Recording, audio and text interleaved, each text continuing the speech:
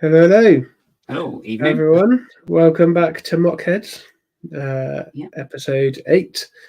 This week with Pinkwheels. Yeah, 8, right? So that's 16 weeks, 3.5 months. That's right. Yeah, that's very, very quick maths. So yeah. Yeah. Surprise! I have to use my brain at work, and I'm tired. So, yeah. They haven't switched it off yet. That's what it is. No. I have to have a Red Bull on a Wednesday to make sure that I stayed with it. How you doing, mate? I've got my trusty coffee, so all good here. Yes. Yeah. Good. How's your past 2 weeks been? Did we have Black Country Brick Show? Yes, that's right. Yeah. Yes. The last couple of weeks have just been a bit, it's been because we had Easter in there somewhere, didn't we? I can't remember if that was before or after. No, that was before the last show. I think it's been a bit weird before, wasn't it? I think it's the weekend before. I think, and then it was Black Country Brick Show. And then we had our last one just before it, and then it was Black Country Brick Show, and then last week was Fallow. Yeah. And having your side as well. Yeah, all right, cheers. We had a bit of illness. I think my body was just like, no, you've got to stop. Seemed to have been quite busy for a while, and then caught a cold, and it just wiped me out for a few days. So if I'm a bit blocked up tonight, that'll be why. Okay. As long as I can't catch it from here, I'm fine. So. No, you're right. Even if I sneeze on my screen, you won't get anything. But yeah, no, all good. Preparing for Reading Brick Show in just over a week, isn't it? Yeah, that's right. It's next weekend. So yeah, not this weekend, the weekend after, isn't it? Yeah. So got ready for that. Finished my build. Did the last few tweaks, and now I've got to figure out how to pack it up. That's half the battle easily. Yeah, so we'll see how that goes. Yeah. Are you ready for Reading? Yeah, sort of. There's a couple of extra bits I'm doing because just do extra bits all the time. Why not? Yeah, so I'm just going to get those sorted out. But I mean, it's nothing breaking, and then it's going to be. I mean, because there's such a big gap then between the next big one, which is in October, Steam. I mean, there'll probably be a few in between. But yes, that'll be the big one. So that's when I'll probably change a lot then.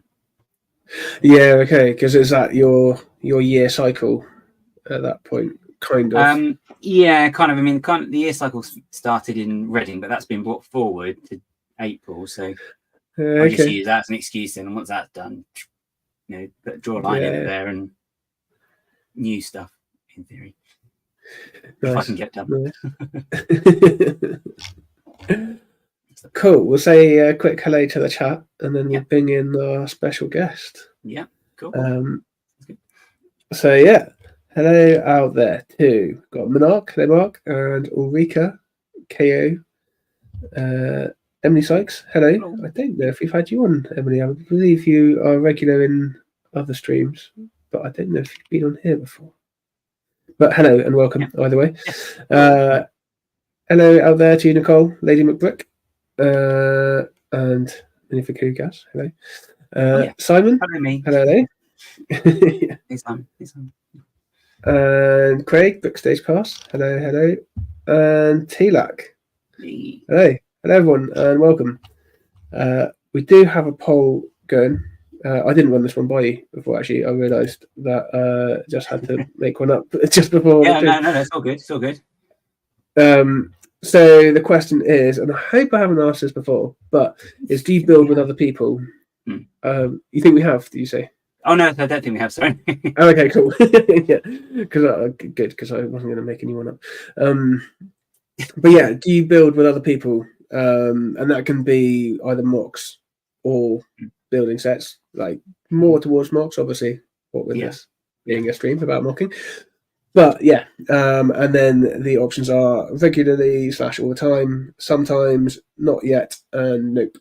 And if you've got any details you want to add, just stick them in the chat, and we can have a look through. And as always, if you've got any questions for the guest or for us, just put it in the chat, and we'll do our best to get to them. Mm-hmm. Okay, Gaz is ready with the banner.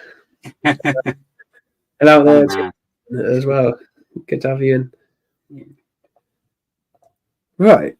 Cool. So, are we ready for bringing in our guest? Yeah, we don't keep waiting any longer. So. No, exactly. So yeah, this episode we've got on Pinkwheels, who is joining us all the way from America, from Atlanta, and yeah, we're in for a right treat. Definitely. She's amazing, like truly fantastic builder. Yeah, very much. Yeah, really looking forward to meeting and chatting, and just getting to look through these amazing builds. So, with that said, hello. Okay. Hi, Meredith. As I do in Legoland. How are you doing? Good. Thanks for do that now. It's kind of like the Lego jazz hands. They wave. This is how the minifigs wave, but then the friends have to wave like this. Right.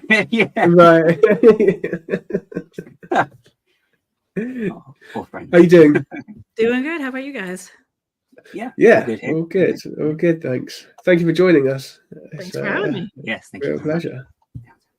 Always like to escape work and say, I gotta go. I'm gonna go talk about Lego. That's a good reason. It's a good reason. Yeah, absolutely. Do you get to work flexibly then? Sort of.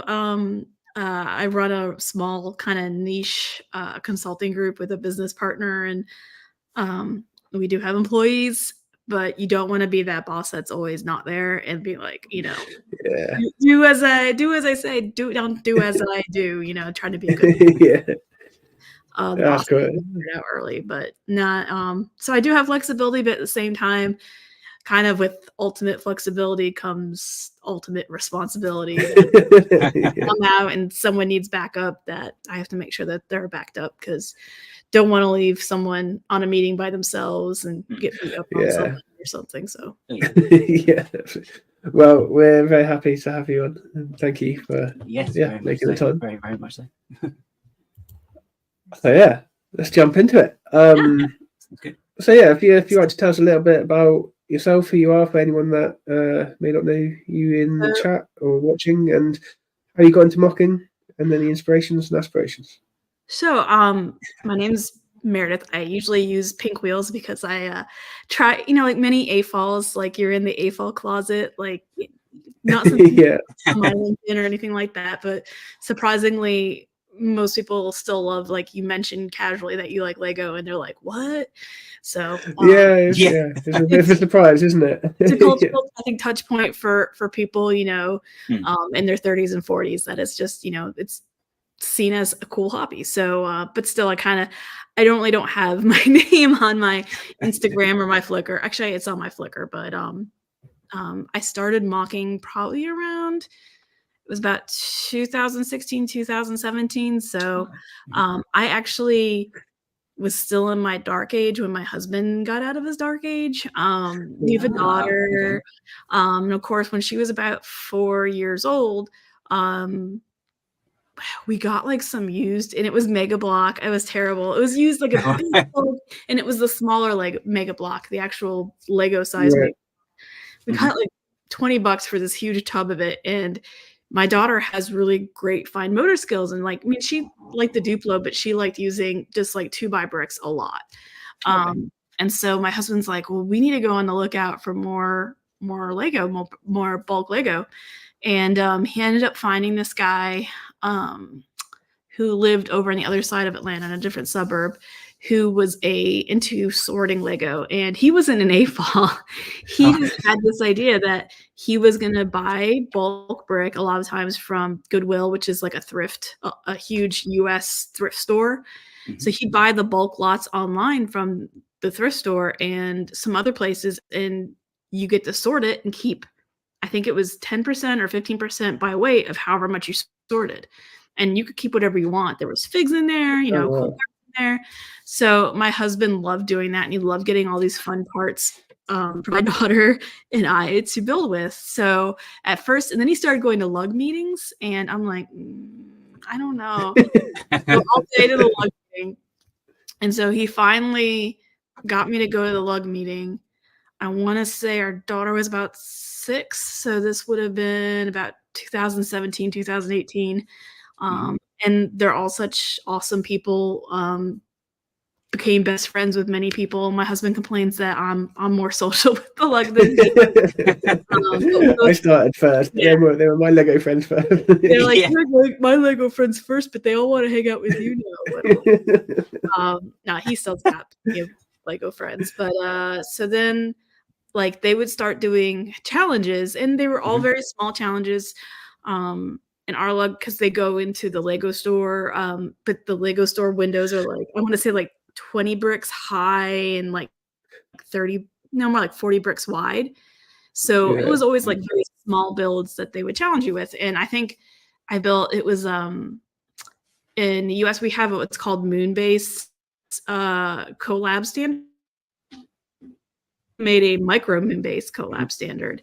And so we were building little micro moon bases, and I loved it. We built one, and I'm like, oh my gosh, this is so much fun. My husband got mad because mine got voted better. Sensing a theme here. So that's kind of when I started, and I am really lucky in my lug. Like, we have a lot of great builders here in Peach Lug. A couple of the guys, like they're all like the OG space, like they were all in LugNet. A couple of them, and actually 2 of them, Chris Giddens and Mark. God, now he's gonna make fun of me because I don't know his last. I can't remember his last name. I've had chemo, so I have chemo brain fog. Some things just like that neuron died. He goes by Fleabnork, so Fazoom and Fleabnork, they're in my lug, and they actually before Lego Ideas was a thing. They were approached by Lego, I want to say in the early aughts at what was Brick Fair, I believe. I think it was called Brick Fair at the time, by like a couple of Lego people that were there in attendance. They're like, we love your space layouts. You're like throwback to classic space. So if you go look up on like Brickset or Bricklink, look for Star Justice. That is their set. And they did a hilarious video with Atlanta Brick Co. about the whole design process. It started off with, this is going to be the most fun ever, to like, this is a complete aside. They were like, well, you can't use this element. You can't use this element. And they got whittled down into like a really narrow size, but they're incredible builders, incredible space builders. So I was just really lucky to be in this lug with like these really like kind of like old school kind of AFOL mockers, and they were always pushing like, hey, you are doing a great job, you should do more, big builder, big builder, build bigger. So my daughter loved Ninjago for a long time. So there was an episode or something where they had like this cool palace that was all very much like Forbidden City in Beijing. And she's like, Mom, they don't have a set for that, so you should build it for me. And that was my first like MOC, and it became bigger and bigger. Yeah, and that was the first time I showed a MOC publicly. Oh wow! Nice. I took that. So Brick Fair used to have like 4 events a year through the Eastern U.S. And I took that out to Brick Fair, Alabama, and got a lot of great feedback. And the people I was put next to, one of them is Martin Harris, aka Brick Snaps, the guy who builds all stuff. Yeah. He was my theme leader, and I was next to him on one side, and the other side was next to 2 young brothers who go by the name of Erickson. Who actually master winners in the US. So that was my first brick convention. I was in between like 2 like crazy okay. Wow. That's amazing. Did you send a picture of that build over? Yeah, sure. Cool. I think this is my first share it here. Trying to build a MOC. So there it is. This one here. Kind of made a house and the whole shebang. It started with just building the center, and then I'm like, well, I got to build more. And everyone's like, you don't have to build this big, and I'm like, but I want to. So that's really cool. That's definitely something I want to like touch on as well after we've had a look at this bit, but it was like, yeah, going big, because you do build big, don't you? Yeah, I seem to like not learn my lesson ever. Theme. So, but my daughter loved Ninjago, and so we would set out. We had like 18 different versions of all the ninjas in this, and there was like a ninja count the kids could do. Nice. We had like 20 different Lloyds and like 20 different Jays, and they had to go find them all. This guy's really cool. Yeah, some of the figures from Ninjago I just absolutely love. So they do have some of the best, don't they? Yeah, I think there's one of the Nias at the moment, and she's got like the white face and this really beautiful printed top with like gold detailing. That was like, I think one of the princess from some season. If you ask Titanium J, he could probably tell you who that is. Yeah. Oh yeah. Unfortunately, I don't remember all the ins and outs of all the seasons. My daughter, the kimono women. Yeah, I grabbed those CMFs. Yeah, I do want the kimono. Yeah. This is after looking at these pictures, I went and looked up how much the kimono women were. I think I spoke to you about that at the same time. I found them in bulk lots when we were sorting. Oh, nice. Guys, so that's where most of the parts came from. So that's the problem. My husband on parts, and I'm like, well, I can make this even bigger, or I can add this to it. So there is a guy who used to be a Lego certified professional named Andy Huang over in Hong Kong, and he actually built the entire Forbidden City. It was more at micro scale. Was it micro scale? No, he only built like one portion of it, but he did it like verbatim, and it was gorgeous. And I actually have a few things he did on that. I stole his roofing technique, but he was I was going to say that roofing technique is really cool. I think there's another picture of it we'll get to in a minute where you see it at a slightly better angle for the roof itself, and it's really cool. I've not seen it before. Just using the plates like that. It's quite difficult to get that sort of shape as well with normal Lego bricks. You've got to try and find a way around it, I guess. Yeah, you have to be really tedious on what kind of you need, like lots of 1x3s, and you need the corner 1x2 plates. You need a lot of plates to do it, and it gets parts intensive. And then I moan at my husband, we have like 2,000 pounds of bulk. Where's the rest of the black plates? And he's like, I like. There seems to be a lot of these like clip. Yes, I love that piece. I fell in love with it. Not my favorite piece anymore, but for a while it was one of my favorite pieces. It's a fun way to kind of give depth and negative space. So I was trying to use a lot of negative space on these builds because a lot, if you look at this type of architecture, whether it's Chinese or Korean, these usually are like really intricately painted facades, and you can't make that in Lego really, other than to kind of fool the eye with negative depth. Right. Okay. That's clever. That's cool. Yeah. Because and you've got that in space, haven't you? Like with these, and then you've got these are the headlight bricks. Yep. The back headlight bricks, right? Just to like give more like. Ideally, those are probably not going to be empty space in a real, example of this in architecture, but it helps kind of just give some more color or give some more depth that I can achieve at that scale with the parts that are available. So it's really delicate. Like if I don't have a plate on top holding that all in, that this stuff just all collapses, which is another reoccurring theme. All of my builds are held together by hopes and dreams. Right. Okay. One stud connections going on. So. Right. Okay. Cool. But then it's the end result, isn't it? Is like if it holds together. Yeah. So this is a direct ripoff of that gentleman, the Lego certified professional in Hong Kong. He uses that. So if you zoom in on I wasn't able to do it on all roofs, but I had to do it for the main building. There's actually jumpers, black jumpers, and then a 1x1 plate on top of it, and it just. Oh, what these here? Yeah. It gives effect. I mean. Was back in 2018 when I built it, so there wasn't like parts to really give that or clay tile right, because it's like like waves, isn't it? So that was it's really effective though, isn't it? It sucks a lot of jumpers and plates, and that's why I ran out of jumpers and plates, and that's why the rest of the MOC doesn't have that roofing structure. But even like with the corners as well, like it is amazing how many curves you can make with just plates, right? If you're getting big enough, then you can use plates to really good effect. I'm a huge. I Yes. use so many plates versus bricks. I just suck. Yeah. Okay. Yeah. Bricks tend to be. Actually, I'll say that I'm looking at. I was going to say bricks tend to be filler for me, Yeah. and then I'll use plates on top. But then I've got lots of bricks in this. But then they're smaller bricks. I do try and go smaller. Mm. But then, having said that, I need to top up my 2x4 bricks because they dangerously low.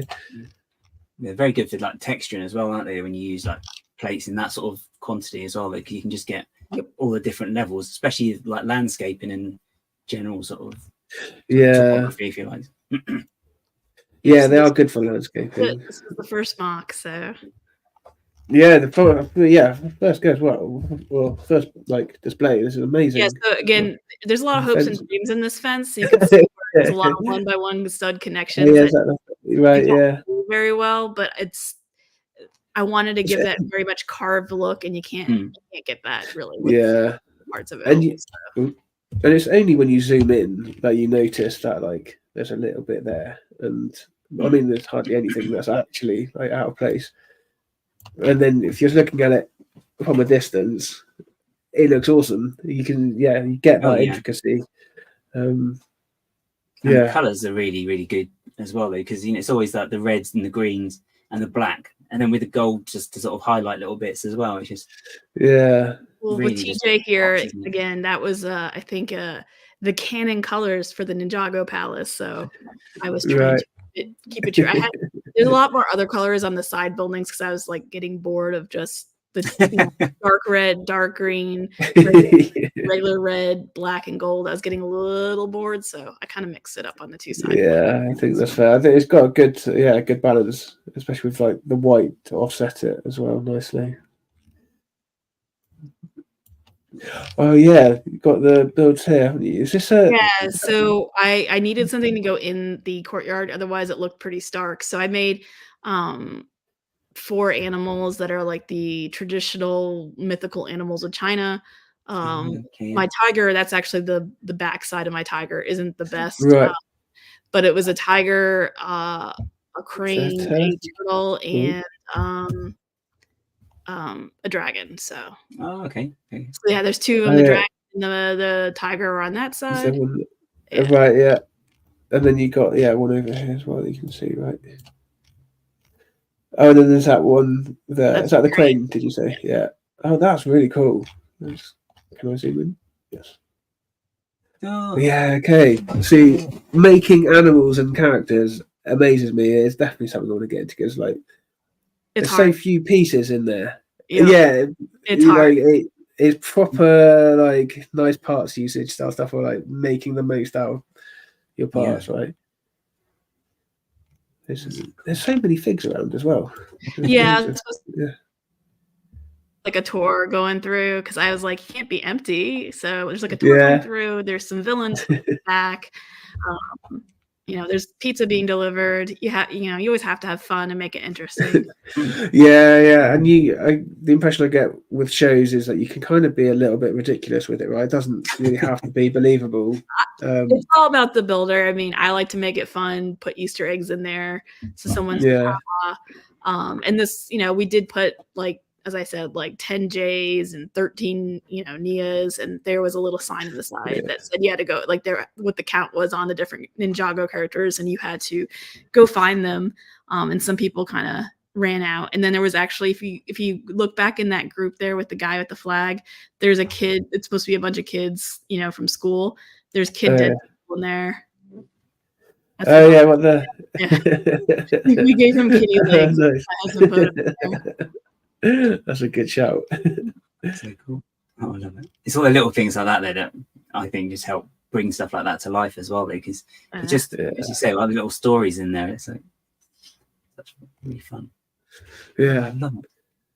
So off the back of that show, then, did you get to like learn off of Brick Snaps and Ericsson's, or like how did that lead to anything, or what did this show lead to, I guess, as well?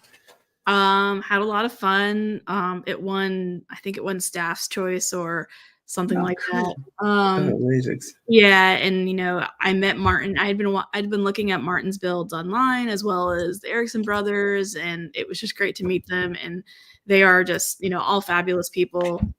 Martin in particular, I don't think he's building as much anymore, but he's one of my account build buddies. I would say, like, if I'm unsure, I usually snap him a picture and be like, you know, what do you think, this, that, and he's always, you know, again, I like feedback, and I'm very grateful that most people that I choose to be my account build buddies give me constructive criticism, not like, you know, this stinks or anything like that, but you know, him, and then you know, the people I bounce ideas off of now, and that's when I really started talking to Martin, and Martin continues to inspire a lot of the builds I do. A lot of color. He uses color so well. So, but yeah, that's where I got to meet Martin. And I hadn't really hung out with a ton of people in my lugs. So I got more like hangout time with them. I keep some of them, Nicole, I tear apart. I actually tore apart most of that except for the main center building and the gatehouse, because that's just fun. But the rest of it has kind of been torn down for parts. In fact, my daughter took the back section that was like a garden and she made it like a friend's MOC. So, okay. Sorry, my husband's trying to get in and I'm telling him to go around. He's doing some work in the backyard and we have to lock the door. My sliding door, my dog will pull it open. He knows how to pull it open, so it always has to be locked. Wow. No, I'm not getting up and getting the door. You can walk around the house. So sorry. Oh no. Yeah, I'm not too precious about keeping my MOCs together myself. Do you keep many of them together? Have you got like a collection of them? Unfortunately, I keep kind of too many of them. Yeah, so most of Ninjago Palace is gone. The problem is everyone's like, can you bring them out again? And it's like, a lot of times we'll do lug displays and, you know, just like a day display, and they'll be like, well, can you bring out part of it? So I kind of keep some of them together for when we get requests for lugs to bring out cool stuff. And then when like it comes to New Hashima, you know, we look to do future stuff, and so I keep all that stuff together too. Okay. It sounds like community and people is a big part of your Lego life. So we have probably one of the bigger lugs in the US. I think we're up to like 80 people paying dues. Okay. So it's a big lug. And, you know, we want to stay in Lego's good graces, like lots of other lugs, so that we can get lug benefits. So, you know, we're always doing a lot of, and it's not like going to a brick fair or a brick world. Like, you don't have to always do those events. We do like, we do one up at a science museum. We do them at train museums, stuff like that. So. Okay. Cool. Yeah, that's good. I do like it when you get shows in museums. You get that extra dimension to it. Yeah, especially because you've got like double the value as well, haven't you? Really, if you're a punter, I suppose. You've got like a Lego on one side and like history on the other side, and it's like sometimes the two meet in the middle as well, which is really cool as well. Yeah. Really cool. Is everyone fairly active in your lug then? People there that like to just do sets, and there's people that like to do both, and there's people that like to just mock. So it's a variety, but you know, you go to a lug meeting and there's going to be like 40, 50 people usually there. Wow, okay. Spaces, it's becoming really hard to find spaces to meet, because we try to keep, or you know, I'm not on the lug board, but you know, we're trying to keep dues low. But you know, when you're trying to find a space for that many people to spend 2 to 3 hours together, it's not going to come cheap, especially in a big city. So, yeah, okay, yeah, that's fair. Because Gaz and I are part of a lug that's like national in the UK. So it's actually, I think it's something like 1,600 people in it, I want to say. So it's massive, but it's across the whole country. I want to say 60. I don't know where. I've just plucked that number out of the air. There's also then some in Europe as well that are in it as well. Right. Yes. Okay. Just to make things more confusing for everybody. We're everywhere, actually. Yeah. But then there's fewer, or like there's a few meets around the country. Yeah, Then, like, say and then- myself, like, oh yeah, I'm on the South Coast, so I'm not really close enough to go to any. So I haven't actually been to like meet myself. Then They're you fun. go to them fairly regularly. Yeah, I have to try and make the effort to borrow a car. Well, just we'll start one. Yeah, It's a lot of work. No. I'm all right with my level of work. Yeah, I'm a lazy guy, really, at heart. So yeah, moving on from that display, where did your mocking journey go to? So my husband got really into GBC, and I try to play the good partner and do GBC with him. So we did GBC for a while. It's hard, hard in general, but it makes for really long weekends because you have to sit there by your mod. And if they break, you have to fix them or take them out of the loop. And it's for folks that do it all the time at every event, my heart goes out to you. It's just really long. I'm not a Technic build. I mean, I will build Technic when I need to, but like I don't want to spend my non-work time doing engineering. I do engineering at work. I want to be creative at home. So, okay. I had some fun. We made a lot of I like making themed GBCs, which everyone always loved. So my husband actually used to make a lot of original GBCs, which more power to him. He loved doing that sort of thing. He designed one for, I think, Brick Fair as well. Like a tutorial, they call a workshop module. So, but yeah, I made an Avengers one. This was fun. My daughter. This is cool. I'll play the video. I'm trying to figure out if I can do like a loop, so we can kind of just leave it, but I don't think I can on this player. So we'll play it once. I'm sorry, a GBC is great ball contraption. So you take the Lego soccer balls and you have to move them second from 10 balls high to 10 balls, or 10 studs high at the beginning to 10 stud high at the end. So the inlet to this is in the base of the Avengers. Right? Yeah, so it's at 10 comes in right at, I think, 8 studs. So I also made a couple of castle ones, which people always love, and those are actually pretty reliable. So I'll bring them out to like a local show because I know they won't break. Okay, but the problem that will vibrate because of the gears and all that when it's running, and everything else is vibrating, and so it will move a little bit. And when it moves, the balls will start falling off. There's no way to just because of nature. Okay. Yeah, so I did have the other pictures. You sent some more pictures through. I don't know where they've gone. I did have them. So let's see if I can find them. Yeah. Do you keep a lot of your GBC stuff like in one piece then for a lot longer generally? My husband has a few of them left, and I kept one of the castles. I think I've torn down that one. My husband's kind of decided to get, because we haven't done it in such a long time, and there's a lot of money involved because those motors you can't get anymore. We actually bought a ton back during AFOL discount days.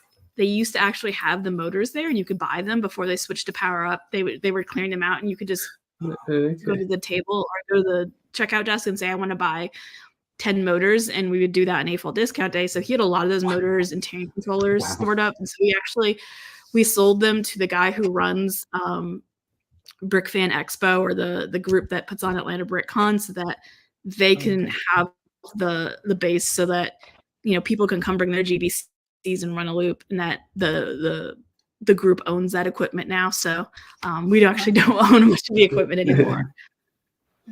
How did you find? Oh, sorry, guys, go for it.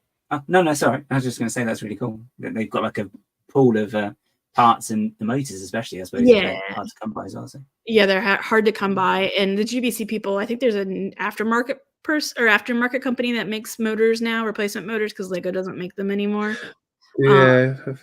But some people are purists, but I think GBC's moved on to the fact that because it's powered up now, and it's not powered up, it's hard to use with a GBC, that they just use the aftermarket replacement motors. But Brick World and Brick Fair and any of the big US conventions that have a GBC loop, they'll have train remotes or train controllers. They'll have extra stuff for all that. They'll have the balls. I had to buy those balls off of Kevin Hinkle, who, if you've been around long enough, people know who Kevin Hinkle is. I actually traded Kevin Hinkle a Lego set for 300 balls. Oh, wow. Okay. Nice. It was $1 a ball, and the Lego set was worth $100. So fair enough. Yeah. Okay. They're not cheap. People must have been buying a bunch of those CMFs a few months ago, whenever it was, with the football in it. Yeah. Kevin had a bunch from I don't know where, because he worked for Lego, and he just he accumulated so much stuff when he was working with Lego, and he wanted. Yeah. I had the UCS Naboo Starfighter, and he had GBC balls, so we made a swap. Yeah, okay, nice. Yeah, nice. How do you find working with or building with like mechanisms and motors? It's hard because, again, when something's running all day, it's gonna vibrate, it's gonna shake, and then there's what I call the Lego dust that builds up. Right. So the gears actually, like, you have to, when you do if you're serious GBCer, you actually, after like every convention, have to break down some of them and replace the gears, because the gears start shedding the plastic, and that gets everywhere. Okay. Oh wow! If you reconnect Lego, like regular system brick, if it's in the system brick connection, you lose clutch, and then the whole thing falls apart. So it's a hot mess. It's like you have to do maintenance on the car. Okay.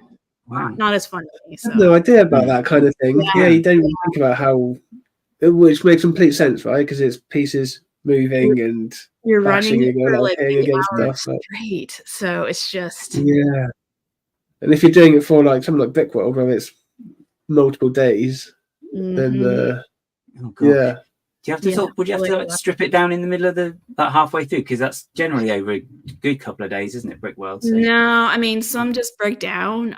There's a guy who's kind of like the grandfather of GBC. If you go watch any of the older GBC Beyond the Brick videos, it's usually a gentleman named Tom Atkinson, who's a awesome guy, very nice guy. He had a rule that if your GBC could not be physically picked up and moved out of a GBC loop, you had to build in a bypass. So one year somebody built like a roller coaster one that was like huge. I mean, it was probably a good like 2 feet wide by 1.5 feet deep, and it stopped working, but it had a built-in bypass. Otherwise, Tom would not let you join the loop. He ran most Brickworld and Brick Fair and stuff like that. So that was the Tom Atkinson rule. Tom Atkinson rule. Okay, nice. Yeah, he obviously knows what he's doing. Yep. Yeah, definitely. I think for like big collab builds like that, you kind of need to have someone who knows all the ins and outs like that, don't you? He's been doing it forever, and I hadn't seen him in a while. He kind of got burnt out of it, and I haven't seen him since COVID. So, fair enough. Yeah. Okay. Sure. Sounds like it's a lot to. It's a lot. Yeah, a lot to take on. Yeah, which is, I think, a bit of a theme with. Well, do you find that with like doing shows or anything like that? Like, I mean, I haven't got any experience of it, but even just preparing for one. I mean, I've done one, and I'm preparing for my second now, and even just that, it's like, okay, I can see how if you do this regularly, it's a lot of work, right? It's a lot of commitment and working to deadlines, and it is work basically. So Stefan, the guy who's kind of like I call him one of the mayors of New Hashima and Brick Snaps. They tour with a few different shows in the Southeast, and it's kind of like a gig for them to do that. And they'll bring out, he'll bring out, but like Rapunzel's tower that he has, that takes like 3-4 hours to put together. I mean, it's kind of a side gig for him. So yeah, I mean, my husband builds me crates because he has a wood shop, so he'll build crates, and that really helps. But like, you have to think when you're building, like, how am I going to break this down? Because if you don't build it to come apart, you can't bring it to a show. I mean, that's the thing. You look at some people's stuff, and you're just like, especially on YouTube, people building these huge, towns and stuff, and it's like, that can't go anywhere because you can't break it down. So if you don't have a plan, if you learn, like, every time I build something bigger and bigger, I'm always learning, like, where am I breaking it down? Because if you can't break it down, It's not going to happen. Anyway. It's going to be a box Yeah. that people can come see in my basement, and that's the only place. Yeah. It's fun. You want to share it, so. Do you ever build without displaying a convention or anything in mind? Do you build just for yourself or for home? No, I mean, I just kind of build for fun. A lot of times, though, I'm typically building for either a con or what was I building? Like we do the lug displays like at the Lego store. Like for a year, we did, instead of doing challenges, we just rotated out. We'd build a custom something that would go in there. Friendship Timber rolls around. You could build for Friendship Timber. Yes, yeah, we've got some. I think these. Well, I'll show I've got one of your Lego store displays. Yeah, that was the one that we did for the Lego store. So that one I built to fit in there, and it was so hard. Yeah, that's what you've got some other pictures as well, which we can have a look at. This is really cool, right? That archway. that was flex tube on the arch. Yeah, it's flex tubing. Love me some flex tubing. Yeah, I do need to start having to play about with it. It's really cool. This was this a collaboration, or was this yours? It's just mine. Like we were rotating out. A different builder from the log came in every month and put something new. Right. That was my turn. So this is on my list of things to do. With hopefully within the next year or so, try and get one in like a local store. That's so eye-catching as well, because I think it's just like the purple, and then your eye kind of just goes to the archway, and then you sort of just take in like everything coming out. Oh my gosh! Yeah, I know for this. So it's the theme is the moon. I had a bunch of the Moonies, and I liked them, and I'm like, we'll make them like some sort of like portal or something. Yeah, it's really cool. In front of it, it was. Call it the Moon Gate or something. So because this, in fact, I'm going to try and find the other picture because you can see it in better detail. What did you use? What those ball pieces are? Is that because they're really nice colors they're in? Again, they're some sort of ball piece that it started coming out in trans satin white and trans satin blue, and then there's just clear lightsabers holding them up. They're just kind of supposed to be like floating little wisps or something. They are used for Mysterio's head as well. Marvel. Okay. I got them off of Pick a Brick. Oh, really? Yeah, nice. Yeah, because I love this. I love this cloud piece anyway. I didn't know they had it in that blue.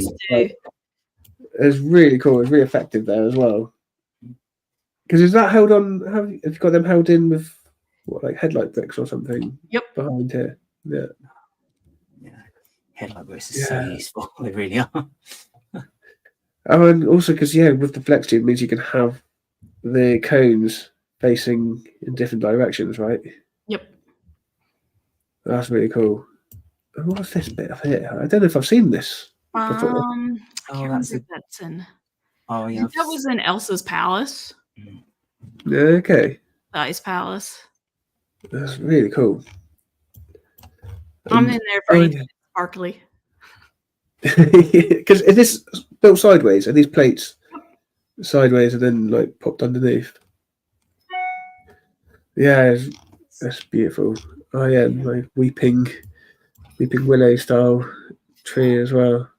Those leaves come in so many colours now as well. It's just okay. Oh wow! Yeah, and the bird as well is awesome. Thank you. That was my first like proper like character / animal build. A little bit too big for what I was trying to go, and I'm like, it looks good enough. So it works. It works. It's got like the fantasy setting, right?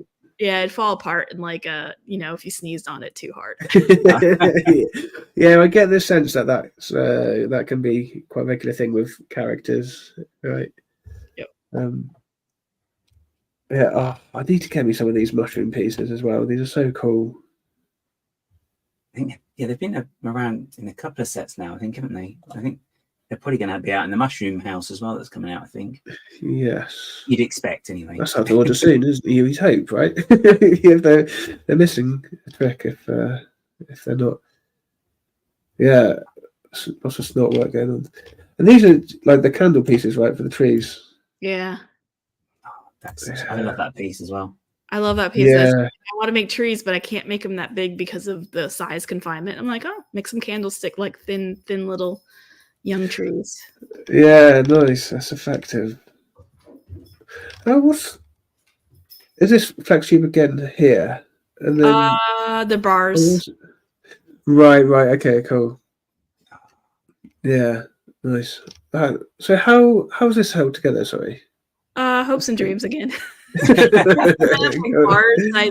I took like the longest bars and I would run them through the cones, and then I would kind of just have gravity holding the top part on there. Oh, okay. Okay, cool. Nice. And then we were talking about Friendship Timber. Oh my yeah, so I actually didn't build this for Friendship Timber. This was a LAN request that they were looking for people when they released the Galaxy Explorer. A month before they released it, they were looking for people to do the Galaxy Explorer in different styles. There was like music, there was steampunk, pirate, and then they wanted someone to do a Friends one.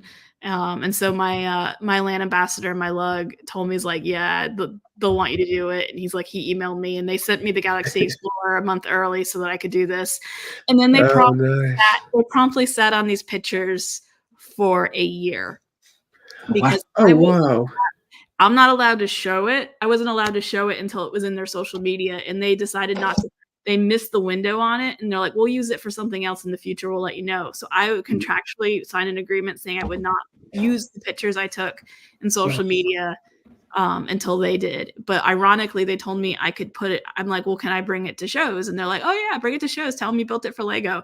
So like Aubrey, who runs Friendship Timber Maktura, she would take pictures of it and tag me. There you go. It's a nice loophole. That was the loophole, but yeah. So I built it for that. It's now you can go, like, if you go look at the Lego Insiders, like when you log in the Insiders website, they have these pictures along with the other ones up. So awesome. Wow. So that was a lot of fun. It had all the functionality of the original one. So the ramp work, and I made a little friends rover, and that's actually look at that as well. That robot is in the Friends show, so I'm like, we need to have the Friends robot on the that's cool. So I love the number plate detail as well. Yeah, that in there and the bump back on like a bumper sticker. So yeah, that's excellent. Oh, look at that as well, funky. Yeah, that's from the Friends. I want to say back in 2014, they had like a fun fair wave, and there was a ride that had the custom space logo like that, like on the little carts. So I found like the last remaining sticker sheet of it on Bricklink, and it was like a $2 sticker sheet, and I used that on the front of the ship and for the rover. So nice. This is so cool. I think it's another yeah, here we go. Here's the crew. It was supposed to be for the 90th birthday party, so I'm like, we'll make a little birthday party with all like the space people out front with them. Oh wow, that's so cool. I think we've got a picture. So I do want to have a look at this one, but I'm trying to find. Sorry, I should have figured out. Is this for Friendship Timber? Oh my god! So that was my COVID build. I got. Everyone's bored and depressed on COVID. Like, my daughter's like, why don't you build a pirate ship, but make it Friends? And I'm like, okay, we'll build a pirate ship and make it Friends. And dots had just came out, and I'm like, well, let's put the dots. And like back then, it was hard to get the dots. Right. And so I got all the dots, and then I went online, and there's actually a UK company called Minifig Capes for Me, or just Minifig Capes for You, or something. Yeah. And they take the dye from the Black Pearl, and they will cut you sails using that dye in any color you want. I think it was like 50 pounds for a set, and I had ended up buying 2 sets, so it was 30 pounds, so it wasn't terrible. So they cut me those sails so that I was gonna actually just use like rip off ones from the Imperial flagship, but these look way more fun. So that is these are awesome. But everything else is Lego. The stanchions are Lego. All of like the stuff holding it up is Lego. And then they're all mini dolls. And Oh, look at the detail on that. yeah, all of the dots and look, coral pieces. Oh, that's such a good idea. yeah. I love these like sparkly bits as well. I don't know what they're for, like gems or something. Yeah, I think it was a gem that came in the dot set for like the jewelry box or something. I don't remember. Right. Okay. Put the purple hoses. I've got a little collection of these, and I don't know what to do with them. Purple hoses of the stanchions. That's amazing. Yeah, I love the coral. The coral is a great touch on this. Yeah, that was fun. Did you just build this from scratch, or is it like a conversion? No, Yeah. I saw somebody else who used the Friends. So the very bottom is that white Friends boat color. And I'm like, is that the party boat? Is that Friends boat? Like, yeah. Okay. I love that color in the bottom instead of using brown and then doing brown up next. And I'm like, I'm gonna build a friendship like that. So now this is completely from scratch. It had full interiors, but they kind of gotten destroyed as it's been brought to shows. But it had a brig, it had a dining hall, it has some quarters. It has a captain's quarter, and it had what do you call it? Cannons. There's cannons behind the little thingies down below. So we're behind the battens. Little battens. Oh, they all in as well. Oh, it is amazing. there's some other pictures as well. Oh, here we go. There's the and you've got the captain's quarters, and the dining hall was underneath it. Yes, it would probably totally flop over in the actual ocean, but hey, it's fun. So was it kind of like modular then, so you could access everything as well? Yes, everything's like on jumpers, so everything comes off. Okay, so nice. There's like white plate, like a white 16 by 16 plate, 16 plates wide on top, so that you could just put those plates on and off with like there's one or one stud holding it, so you can get inside. Oh, nice. What is this piece? Is this a fish? Some kind of fish piece? That's from like Belleville. I think it's from the Belleville. They had them in gold, and they also have them in translucent pink and translucent. Yeah, very cool. I love. There's so much detail on this. So, David, how long had you been mocking by this point? Was that a couple of years? This was 2020, so I've been mocking for about 3 years. Okay. 3 years, yeah. This is amazing. One of the things that I really think that was really good on that as well is because you've used the quarter round tiles or dots down the bottom. They kind of look like scales, like a mermaid. That's exactly what we were trying to go for. It was like kind of like fish or mermaid scales. You've got a nice bit of stained glass window at the back as well. And they were on Pick-a-Brick for a long time. They're in trans purple, trans blue, trans light blue, and I think they're in trans light we call it satin blue. Yeah, I've got some of them. Just been sorting some of them away. Actually, didn't know they came in trans though. I've only got those in blue and grey and like a few random other colours. But yeah, that was really cool. Yeah. That is really beautiful. Yeah. Did you build this kind of with? Well, it sounds like actually you went out and bought pieces for this. At least the sales. Like, did you make this with what you had already, or I think did you go buy? Yeah, we had most of the parts except for the dots, because the dots had just come out at that point. Right. And then the stanchions are from a troll set. So I just someone on Bricklink was parting out a troll set, and I got them I think for like 20 cents or 15 cents each. They were pretty cheap. Yeah. The rest of it, and then I think the medium Azure cylinders I had to buy for the mass, but the rest of it I had. And then that scrolly dark blue place, that scrolly dark blue thing and the coral were new, and I bought those off of either Pab or Pick-a-Brick. Right. Yeah. Or Bricklink. So, but that's probably about 15% of the parts. The rest of it's all just stuff from our collection. That's awesome. And just as a slight aside so if anyone does want to do custom ships or like that, is the quality of the sales actually quite good though? Because the only thing I always worry about with ones that aren't official is that they might fray at all. But mean, they look quite crisp, those ones. They're probably not crisp right now because they're sitting in a bin because I took that shit to Atlanta BrickCon back in February and I have not put it back together. But okay. They're very nice quality. So yeah, I've got some capes from there, and it's kind of at the point now where I don't know which ones are from there and which ones are official Lego ones. So yeah, I've kind of just accepted that there's some non-Lego capes floating around in my past collection now. That's fine. Yeah, they're good. Thank you for reminding me of the name because I was thinking I want to get some more capes at some point. I do want to have a look at this build. sure. Is it? I forget what it was called. Owl House. Owl House. It's a show on Disney Plus. Is it right? Okay, yes. Yeah, it's an actual Disney property, and I remember when I started this, I had to email Martin. Message Martin. I'm like, Martin, I'm working on a Disney MOC. I just want to make sure you're not doing it because if you're doing it, you're gonna do it, and it's never gonna be done better ever again. So I'm gonna tap out straight out. He's like, no, I'm not gonna do it. So yeah, it's a show on Disney. It's very cute. They're kind of in this kind of alternate reality where things are a little bit macabre. I can never say it right. My daughter is my muse, so she loved the show, and she's like, build me an owl house, and I'm like, okay. When I build it, I'm like, well, it's gonna be the UCS edition. I'm not gonna play the playset. I can't build playset level, so yeah, there's a giant eye window because the witch lives here.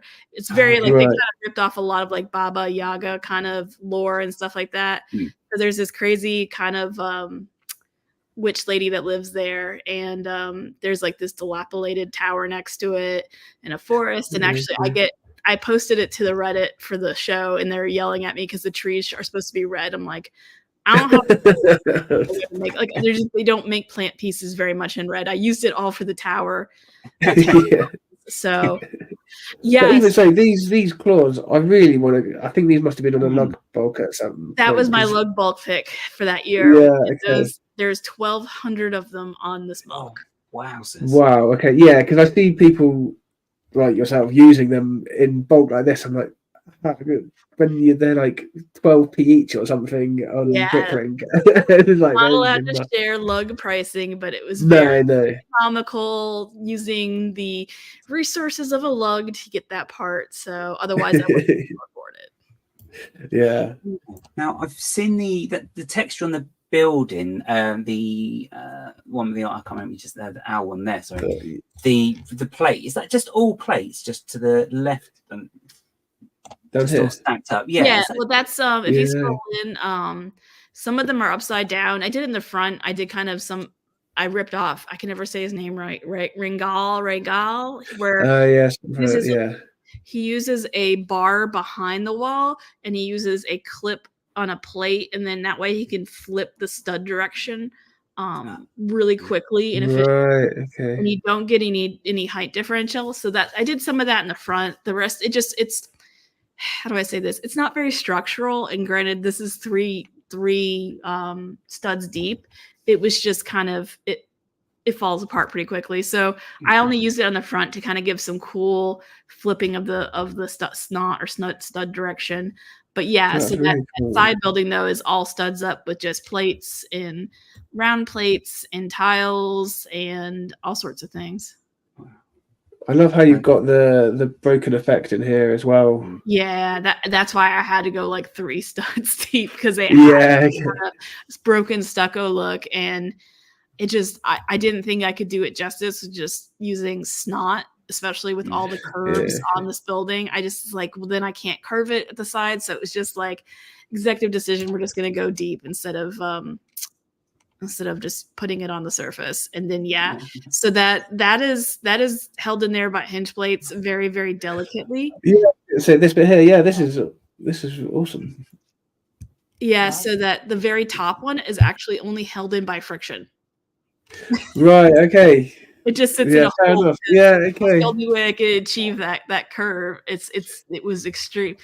Are these all curved slopes? Yep, they're all curved slopes. Yeah. I do like the curved slopes for roofs. Is that the same? Have you used the same? Yeah, and then all that's over? all Yeah, okay. offset by a jumper. So it's all got a network of jumper and plates underneath it that are keeping each row off by a half jumper stud. Okay, what? So then the Then you get a little bit of slopes are overlap. like right. Yeah. Okay, yeah, cool with you. Otherwise, Yeah, that is amazing. yeah, And there's it no would- gaps, is there? Yeah. So how have you got that? Because they're kind of like look like they're sitting on these little slopes. So I You've got just it. took 1x1 plates and I just built up on the other side. So it's almost like there's a little gap that it can fit in the gap of the wall. And that way it would get really flush. Okay, that's really impressive. And Because I hate how have you done this? How are all the studs facing out? I was trying to figure this out. It's like, I was looking at that, thinking, like, what? Hang on. it's all studs out. It's all studs out. Actually, I'll show you. Oh, okay. So I'm building a log right now that's very similar. Oh, okay. But so it's all studs out connections on a plate, and then the plate actually has a has axles running up through it, so it's very, very stiff. And if you go back to the picture, you could actually kind of see where the brakes are. And I just layer it up like a layer cake. Let me go back to the picture. There we go. You gotta get in close, but you can kind of see, like right below the window, there's a little bit of a line. What here? Next window over, the lower window. There's a little bit of a line. That's where like one layer of it is. So I would just stack them like a layer cake. Right. Wow. Okay. It's such an amazing effect as well. Yeah, I love building studs out. I feel like it's the best way to build for a lot of things because you can get so much more detail on it. And that way I didn't have to brick bend, and I didn't have to, otherwise it would have just sucked up so many bricks. Yeah, okay. Versus I used a lot of, I think, like 6x10 plates to just plate out the surface. Yeah, okay. Yeah, brick bending sounds awesome. Or it looks awesome. It is, but it sucks so many bricks because you have to reinforce everything to keep it bent. Yeah, okay. Yeah, because otherwise it's just flexible like that. Otherwise, isn't it? And it's like it's supposed to be round, and it's kind of like that. Yeah. I think when I've done it in the past, I've done it. Yeah, it's not been a round thing, and I've ended up using like hinge plates to make kind of intersperse up throughout, so that it gives some structure. And it's fairly solid, but it's not round. Yeah, I mean, this is not the most solid tower, but it can go tall very quickly, and it comes apart very quickly, which is what I've learned. So it comes apart into like just layers, and each layer has a Sharpie on a tile, and it's like layer 1, layer 2, layer 3. And so I just pull them out, I take the saran wrap off, and I go, and I have, axles that connect into them, and it just goes layer 1, and it's in layer 2, layer 3, layer 4. Okay. And then it's going to quick then. Yep, it's very quick. Nice. And I suppose as well, you get several benefits as well if you've got the studs out like that. I mean, one is you get the bonus of the texture, because you can that looks brilliant with the texture of that, because you've got a bit of the smooth, then you've got that rough bit as well, so it's like slightly worn away stone, like the rendering, and the outside's maybe gone or something. But then you can just attach all like the plants to it as well, really easily. Yeah, which is just. Yeah, nice. Oh, and you used the tree limbs as well. I really like this technique of this is I've seen Rangal I stole it this as well. Yeah, okay, yeah, it's really effective. I would never have thought to do it, but it's such a cool technique, isn't it? I do think I'm one of the first person to use the claws in pine trees, so I'll Is it? Yeah. Yeah, I've only seen one other, maybe two other people doing it. I think Dan the Fan is like I'm sure he's not a teen anymore, but he was a TFOL a few years ago, I think. And maybe one other person on YouTube, I can't remember. But yeah, I love the use of these claws. Oh, I've just noticed the owl on the roof as well. Was it on the weather vane on the tower? Yeah, that's show. So I had to put it in there. The yellow heart as well. Yeah, this is so cool. This build, like, it's just got a bit of everything. It's got building, plants, medieval tower, breaking down. Yeah. Yeah. So my friend Adam, aka Ant Bandit, who actually he does stuff for Beyond the Brick. He actually shot these photos for me. So. Oh, okay. Oh, nice. Yeah, because I saw you it had been featured on. I saw it on Instagram recently, maybe a month ago. I think a new account had featured it, and you said, "Oh yeah, that was Martin's channel. Martin Brick Snaps has his own kind of thing." So. Okay. But yeah, no. Right. Adam's just like, I love this build. I'll take pictures for it, but I'm like, nah, man. If you're gonna take pictures, you're a professional photographer. I'll send you some money for your time. So yeah, he did the photos for this and the photos for New Hashima. Cool. But yeah, I love that fabric he has. He's like, I'm gonna make it look like a 18 plus. Yeah. I have this. It's a beautiful fabric he has that when he hits it with the light, it turns blue. It's kind of it's like blue aura around it as well, isn't it? Like a magical glow almost. It's because that's where the light's hitting on the fabric, and it would just refract the light in some sort of like almost bluish metallic-y, and it kind of looks like it belongs on a Lego set. So it's pretty cool. Yeah, that is amazing. So is this just there's not even like photoshopped onto a background or anything? He was on a table, but he photoshopped the table out.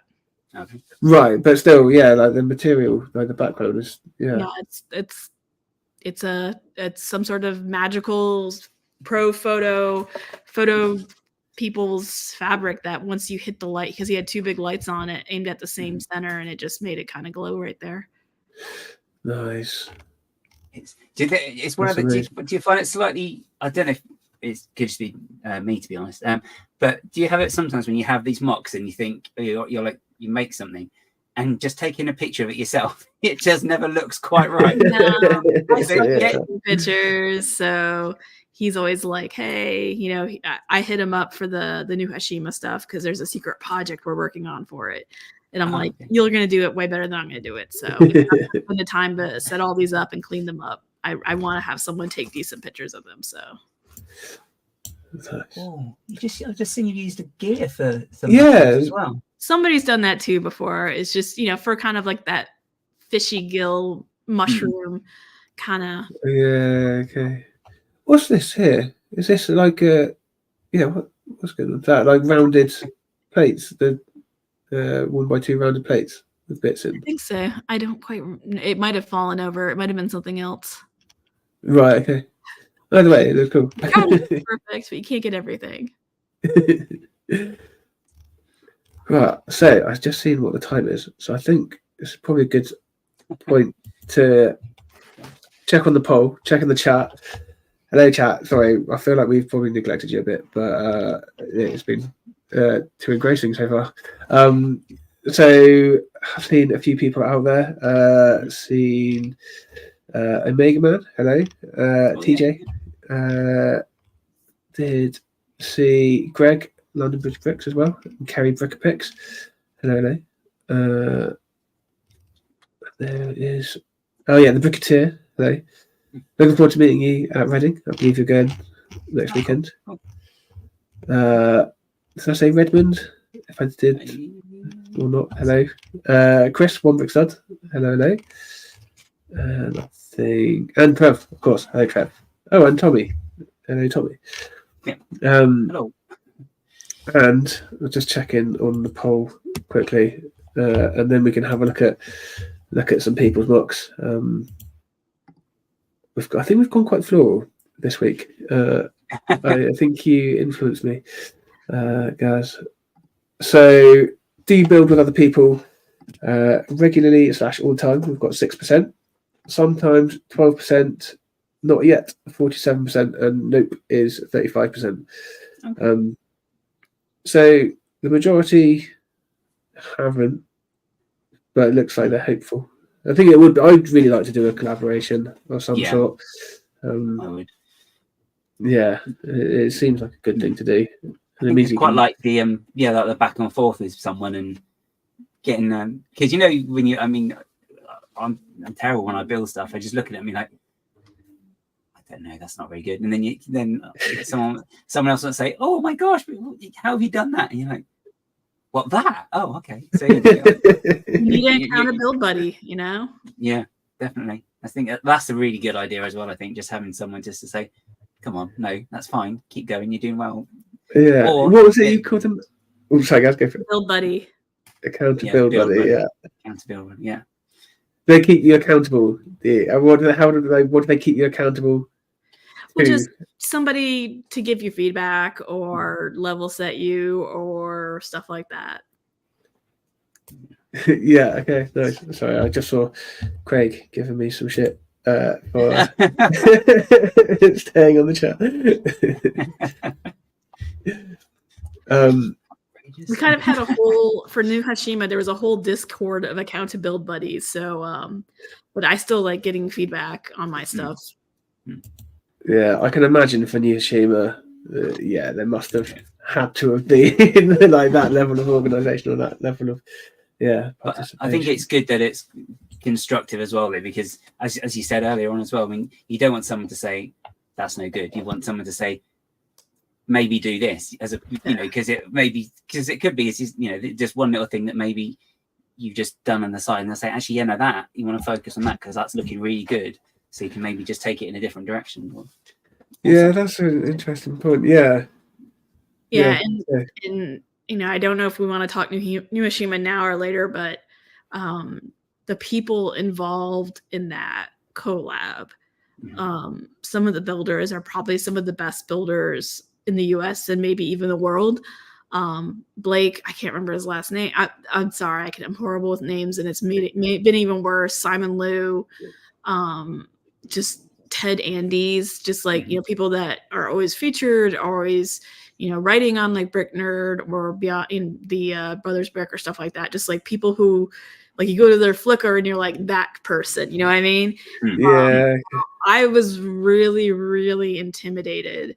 But everyone's nice. Everyone is there to make you a better builder if they think they can help you be a better builder. It's not, there's no reason to be intimidated. And it was funny because I was intimidated, and they're like, I was talking to Simon. He's like, well, you were one of the people that were posting like the most work in progress photos. I'm like, because I need feedback. Like, you know, there was a bunch of guys out there who talk a lot, and they, you know, they were a little scared too. And I'm like, but so everyone's really genuine. They were all really genuine, and it was all just about making really cool stuff. So yeah, we'll talk about it after this, but it sounds like an amazing project to be part of.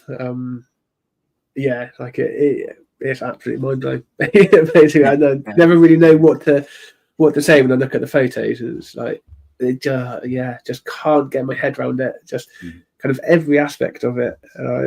It's definitely like sets the bar incredibly high for all things Lego. Yeah, right. I shall share some other people's mock review. So you got first, guys, going in alphabetical order of the builders. I'm just going to move you up the top actually, so that if you get messages coming in, then go for it. The floor is yours. Yeah. And let me know when you want to like get through pictures and that. So this is a person called Flossbarrett. She displayed at the Black Country Brick Show the other week. I was kind of sat, so I was here and her display was there. So I was kind of looking at it most of the weekend. And it's just one of those builds that you just walk past it and you don't necessarily, you just think, oh, that's really cool. But so if you actually look properly, it's just the part usage on it is absolutely bonkers, really. So where I can see, so you've got that board there, like the white board. So the guy between us had really, really nice display of like a beach area, which is so all I could see was like the top of the poppies. And I was looking at them for like all day Saturday thinking, that doesn't look like a Lego piece. What on earth has she used for the petals? It's not a Lego piece. So then I actually went up to it, and if you look at that, it's the cape from Doctor Strange. It's Doctor Strange's cape, and it's like absolutely blew my mind, because I would never have thought in 100 years to use that for that. And then you just go through the whole display, and there's these just little bits here and there, and you think, I wouldn't even What is ever this? thought to use that. So that's Yeah, I there's think one of loads. those. So this is like a propeller. vortex. Yeah, Yeah. that's Yeah. from Ninjago Ninjago, spinners. yeah. And it's there's like, I mean, some of the other pictures of some of the other bits further along as well. There's Yeah, I'll start scanning. Oh, there we go. yeah, so that's right. So this is the close up of the poppies. I mean, look, I mean, it's just Oh, and beautiful. that's- It's really beautiful as It's well. just That coming into- eye, that eye just Yeah, adds okay. that final It's- touch. It doesn't, and it's that attention to detail as well, and it's just really, really brilliant. These. I mean, I think that's What are from these? Toy Story. There's a It's character, just isn't an there? octopus, I think. Yeah, that's right. Yeah. Right, okay. And there's like a plant for KO there. They've got she's used pizzas for the like. And then I see the Oh, French brushes. yeah. It's just If you scroll up, the pink one above the pizzas is friends. Oh, yeah. yeah. Turn that's- backwards. It's Wow. just, And then even in here, there's like the little red horns and that. Yeah, bit in there. the Yeah. cow horn. Yeah. it's just, and there's so much. There's another one further along the table gold again, and it's actually really smart use as well. Might be a bit further up again, or maybe I You think can always skip back. But yeah, there's one, and she's used. So you know the cave girl minifigure. Yeah, the little had- hair. Yeah. Yeah. So where the bone goes, what she's done is she's actually used that to be able to clip to a stalk, so she can use that as like a part of a flower. I Yep. don't think I've got. I try not to. Yeah. Try not to. Let me just pull. That's very reminiscent of Barbara Hole. Do you know who Barbara Hole is? No. She's a US builder, but she builds a lot of flowers like this. It's very, very much a Barbara Hole-esque. She makes the best stuff, but these are just gorgeous. I've never seen that cape being used like that. No. No. What are these? Are these like boats? Are they? Oh no. The rescue pontoons from like the lifeguard. Oh, Yeah, right. Yeah. And then little tutus or dresses. It's the.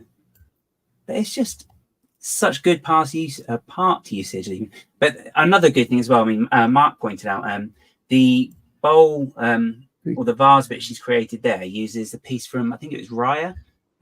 Yep. And it's like the blue, but it's got like that gold print on it, and that's just a stunning. Oh yeah. The top of the palace. So yeah, he flipped it upside down for a bowl. It's great. Excuse me. Lovely, isn't it? It's just.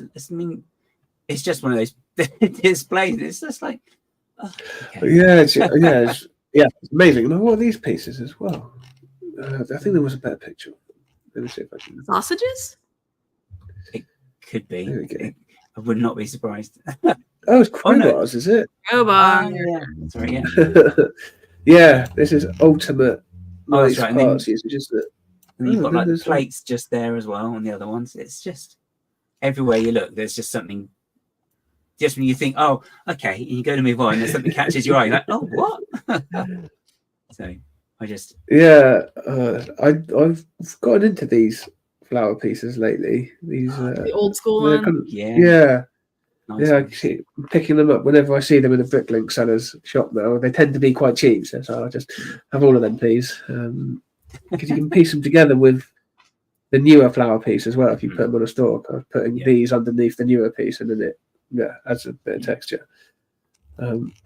These are amazing. And she's been featured in, like, she's had stuff in the Lego. Saw them on her Instagram. So she had she's been in Lego the shop magazine. and Yeah, she had the magazine there. I think it's just so you know, she could help just promote herself as well. Which, I mean, why not? Really? I mean, this magazine, And these are these kind of like foam? What are these? I was going to say, are these foam style pieces? But Are those the capes? Like the old capes from oh, okay, I'm not too don't sure. know. maybe What? So there's because I assumed it was kind of one piece, but it's like 6 or however many there are on each. But I love this. It's She that's the one. The yellow flowers. if you're able to zoom in. So they're the head pivotal pieces. ones. Yeah. Oh wow. Dedication, isn't it? You must cost quite a lot to have to get all of these random pieces. If you've got to buy like a whole fig just to get their hair, or maybe it's off of Pab, I guess. Online. Oh yeah. Yeah. It's so colourful as well. That's the other thing as well, of course. Yeah. Which is always lovely. Because I think these are. They're just the Lego have a technique like this, don't they? I think it's a purple one, isn't it? And then it looks like she's done it with different colours. But again, you see all these different coloured leaves. I do love the collection. Yeah, there's a nice range and colour in those actually. Yeah. Good part to have. And then are these from a minifig? Yeah, there's a ladybird gun. Ladybug, yeah. And I want some of these because I've seen someone using these as like sick. So I've got. I could do it, but I don't know what they're meant to be. Yeah. Is that lime green in it? Yeah. Yeah, amazing. Oh yeah, here we go. I don't know how. I think you sent through a few pictures, so I'll see.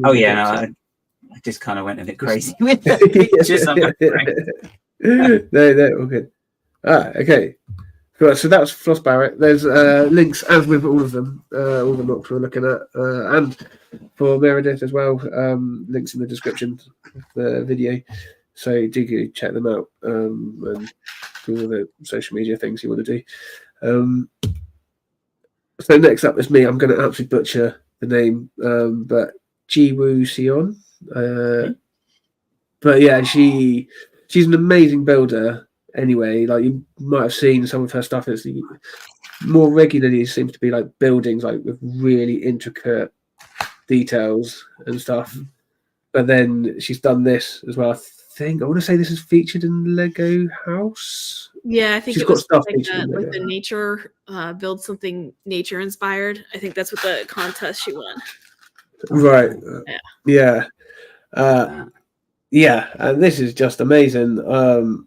It's a proper piece of art, and it's massive. There's a picture in a bit that shows like the scale of it, and it's just amazing. And it's really nice to see the air. I love the air, like the little airplane noses. Where are they? Sorry, the white pieces. The white pieces for the biggest flower. Oh right, yeah. Okay, yeah. This is again going to have some amazing parts usage in it. I just like the style of like it's almost like the same as with the Van Gogh picture, where it's got these these bits like the plates and the curves and the slopes used sideways built basically, but then combined with all the flower pieces and like the color scheme as well, the way it changes across like the whole thing is like I can't remember what it's called. There's like used in tattoos a lot. But yeah, like this kind of color scheme. Yeah. It's just really stunning, isn't it? Again, yeah. And it is massive as well. Well, it must weigh a ton. It's just properly artful, like loads of random pieces. I don't know what they are. Half footballs or something. And the way it drips down, the effect of it dripping is really effective.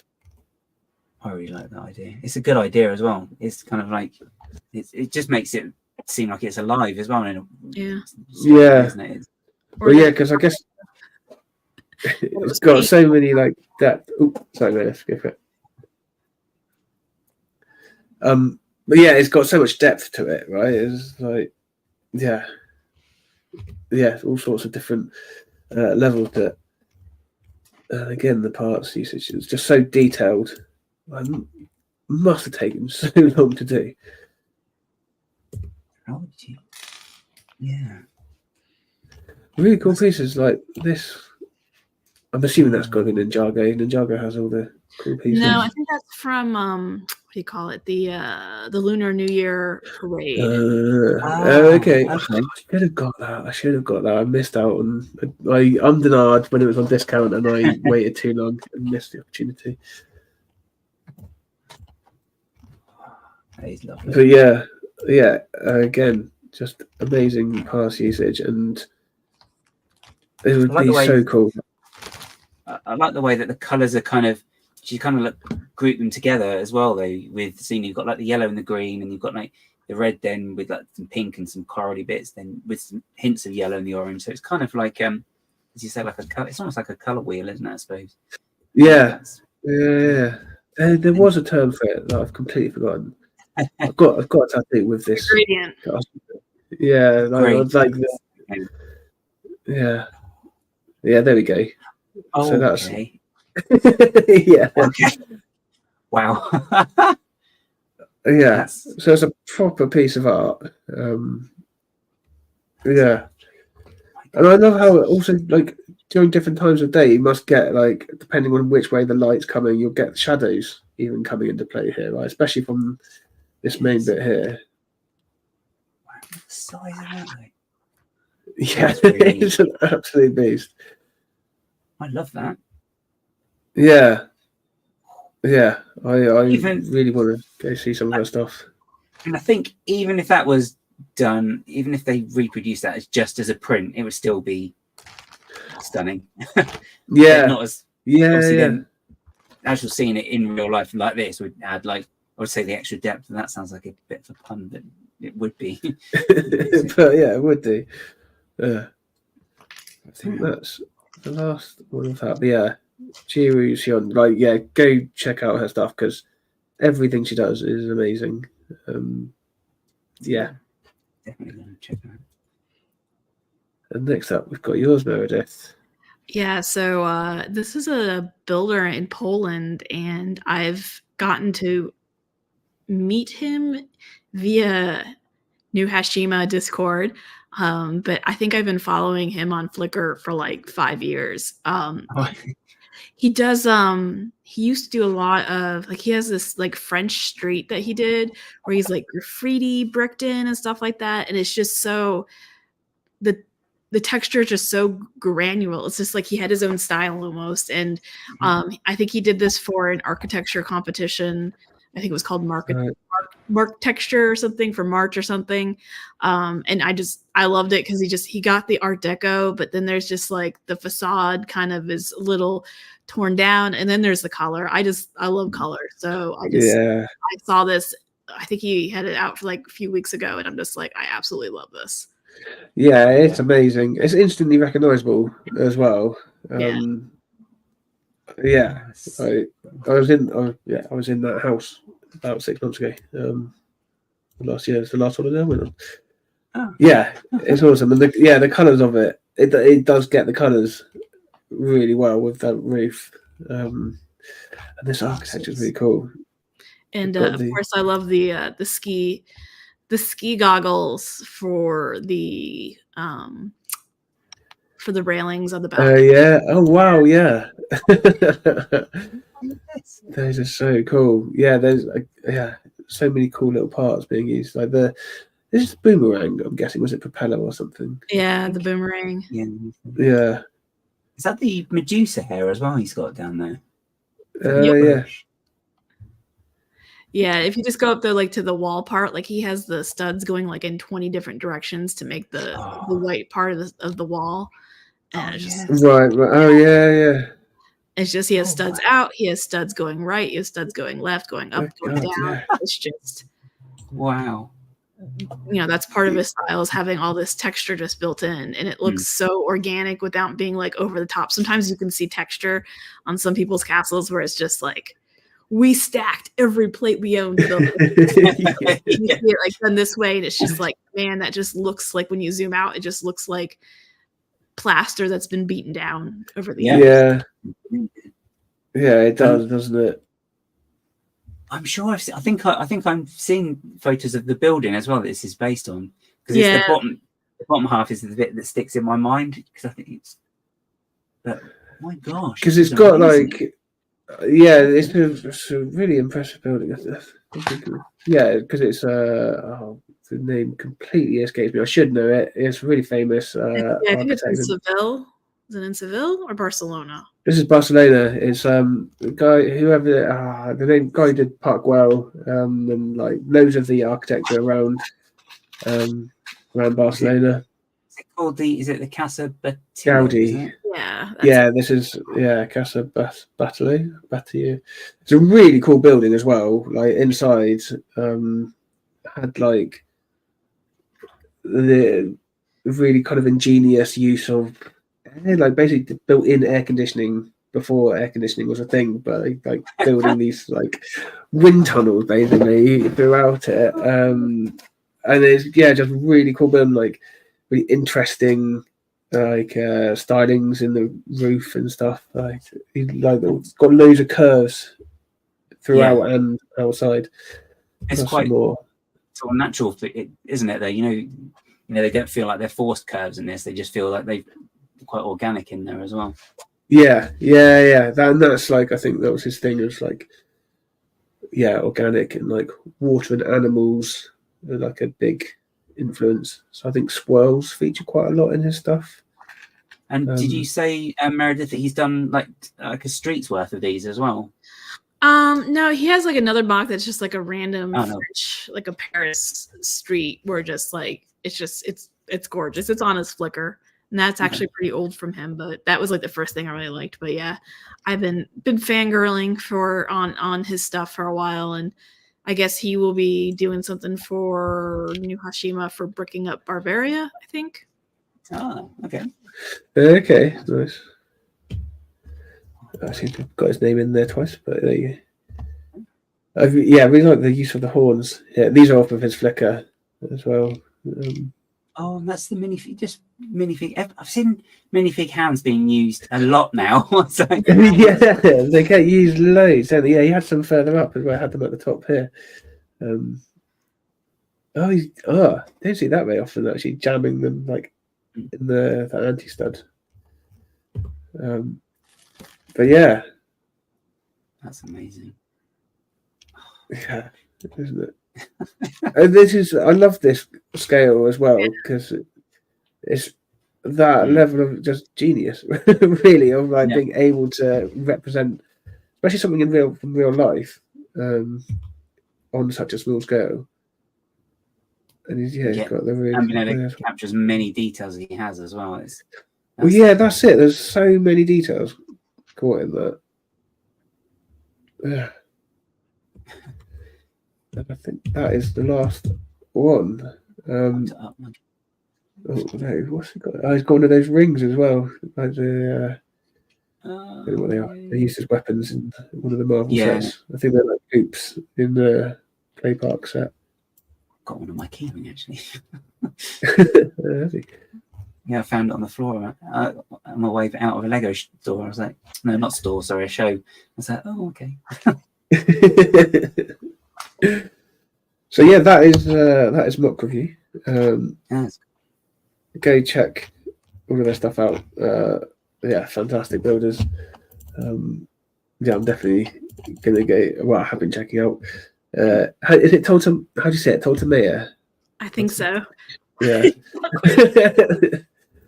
This is the thing when we start looking at names around the world. There's plenty of names for me to butcher and completely mispronounce. Yeah. So yeah, I think let's dive into New Hashima. I love the warp artists this time. I think we say that a lot throughout. Yeah. But yeah, obviously you are a key player in New Hashima. I just bring stuff.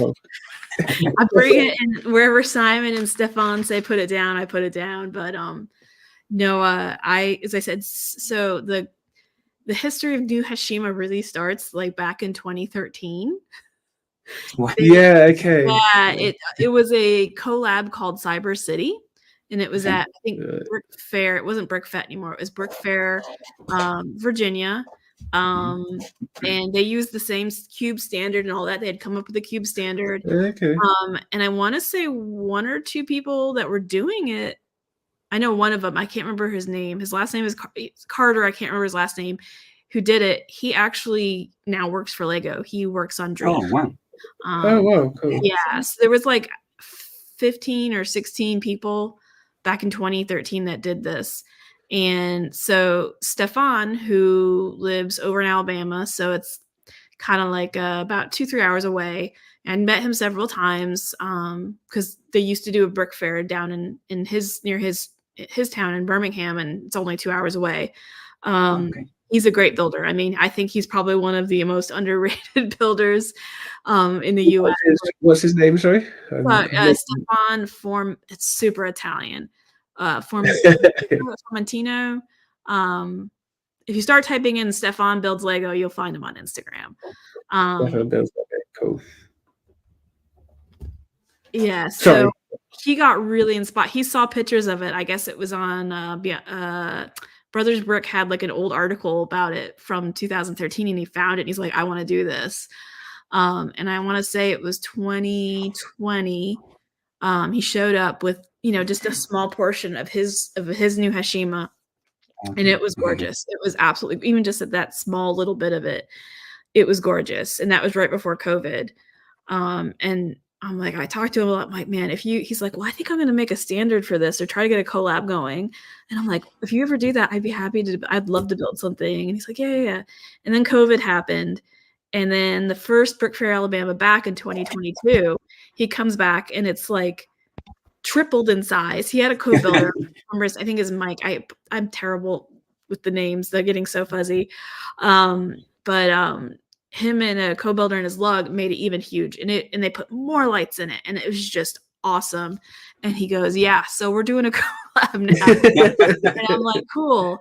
And I really didn't hear much from it. And then I want to say like a month later, like in March or April, he posted something on his Instagram where he's like, hey, anybody want to do, we're looking for builders for, doing a huge new Hashima collab in Brick World this year.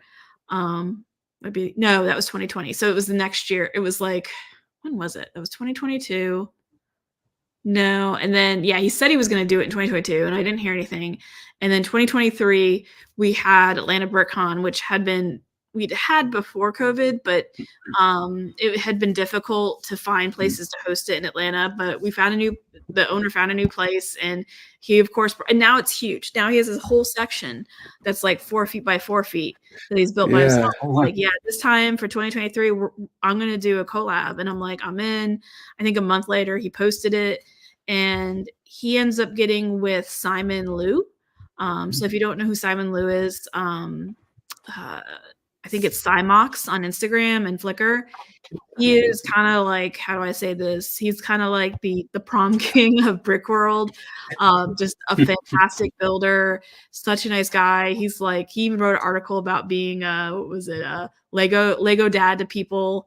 He's an incredible space mocker. He does mechs. He does shit. He started Shiptember. He's one of the people that started Shiptember. Right. Okay. He's also I believe he organizes the Iron Builder competition, which you do once a year, where you have like 2 great builders. Like they first do Iron Forge to find out who's going to be the person to go up against the Iron Builder, and then so he's the one that organizes and started all that. So he's just a fabulous person in the mocking community and the AFOL community. So he teams up with Stefan because what they wanted to do, you're going to need so many builders. You're just going to need tons of builders. And they wanted, I wouldn't say, they wanted, like the best, but they just wanted people that were committed. They wanted people that would bring energy and different styles. But at the end of the day, it was pretty much the collab was open to anyone. Anybody could say, I want to join and join. So I know you guys were elitist, and I'm like, no, I mean, I just kind of invited myself in, and I didn't know I could. I just thought I did because I've known Stefan for like 2 years at that point. He was trying to be nice, but like, no, anyone that wanted to build could come in. There was just if you could align with your due dates and meet your due dates, that was the only requirement. You didn't even have to come to Brick World. So the Right. guy, that mall in the corner, that little dilapidated mall by the water, Josh, Right Papa, here. I think, right right over where the palm tree is. Oh, right. So yeah. I love that part. It's just like an old, and there's a water bottle. He actually, I think, either gave that or mailed that to somebody. He had that whole corner. So yeah, you didn't even have to come to Brickworld. The only commitment really was just to build something and make sure you had it ready to go, and to post your progress so that you could get, feedback. And as I said, I can't remember Blake's last name. The guy's he's just, you go type in Blake and Lego and you're probably going to find all of his builds. So you had Blake, you had Simon, you had 10 Andys, a couple, as I said, Carter, who works for Lego, who built the shark ship. He built a lot of stuff here. Right. And there are just so many crazy builders that showed up. We had, I want to say, like 5 builders maybe not 5, maybe about 3 or 4 builders from Europe. We had a handful of Brits and a couple of German folks. I mean, that tower to your left and top, that one was built by a German builder, and he put it in his carry-on. So it was just all sorts of nuts. So yeah, that was the goal, was just to make a huge, giant collab cyberpunk. Yeah. And if you were into that, you were welcome to join. So there were kind of so cool. Yeah, there were 3 areas. There was a inner city, which is that triangle in the middle, and then off the triangle there was 4 sectors. So the inner city was a triangle in the middle, and then there was 4 sectors that came out. Right. 3 sectors that came out from the fourth one in the middle. I think there's the picture above. So that's the inner city. So, right. Okay. Oh wow! So that's just one section of it. Yeah. Okay. So, yeah. The other requirement was, if you were coming to Brickworld, your butt needed to be there on time. I was like in the inner city, so inner city had to go in first. Oh, the other okay. Had to have lights on it. You had to have lights. That was the third requirement. So that's that inner city portion. I think was built mostly by Stefan and Simon. So that was actually, I think, the first because I'm like, okay, I'm ready to go. I'm here. I don't want to disappoint. So I called my corner Friendly Corner because it was all in Friends colors. Is this yours here? Yeah. Yeah. So all 4 of those are all 6 of those are mine. Well, there's a double. Oh, all of these are yours. Oh wow! Right. Yeah. Okay. So you have a purple bathhouse on the bottom. Then I have a pink capsule hotel above it, and then there's my new Hashima Mall next to it. Yeah. And then in the top, I have my cyberpunk tainted pagoda. I love that so much. Yeah. My OCP or Octane consumer products building next to it. Excellent. It's quite nice to make all these. I'm sorry? How long does it take you to make to do all these? The pagoda took the longest, and actually the top 2 are co-built by my husband. My husband built the Technic spine because I suck at Technic. So there's a Technic spine supporting both of those, and they just kind of like sit there and kind of wobble so that they're how do I say this? Things don't fall apart when they wobble, because they're going to wobble a lot when you move them around. Okay. And then like that bathhouse, I built that. The pink capsule hotel, I built that like in 3 days. Okay. Once I figured out what I was gonna do, I got those dots frames. The little dots. I think we've got some close pictures. I'm just gonna stop sharing a second. I got that dot frames holder for like 3 cents a piece, and I bought like 100 of them, so it's $3 worth. I'm like, I'll make a really cool pink building out of this, and I sat down and I built that in about a couple of days. But that mall took me a long time because there's 37 LEDs in it. And I suppose it's all glass as well, so you can see inside. So you guess you're gonna work on all those different scenes and stuff. Yeah, there's a little bit of interior in the inside, so that, and then I had 37 different LEDs lighting up each level. So that took a while. So this is Ant Bandit took these photos for me. But yes, that's the capsule hotel. Oh, I love that. So these are the bits you were saying. Yeah, the dot frame holder. And then that's so cool. So cool. I wanted to say this is the structure, is it? Is that the structure? Yeah, that's the cube structure. So this was one cube, and I was allowed to go outside the cube on one side, so that it would fit in the layout. But the rest of it, I had to stay within that, so that it could fit.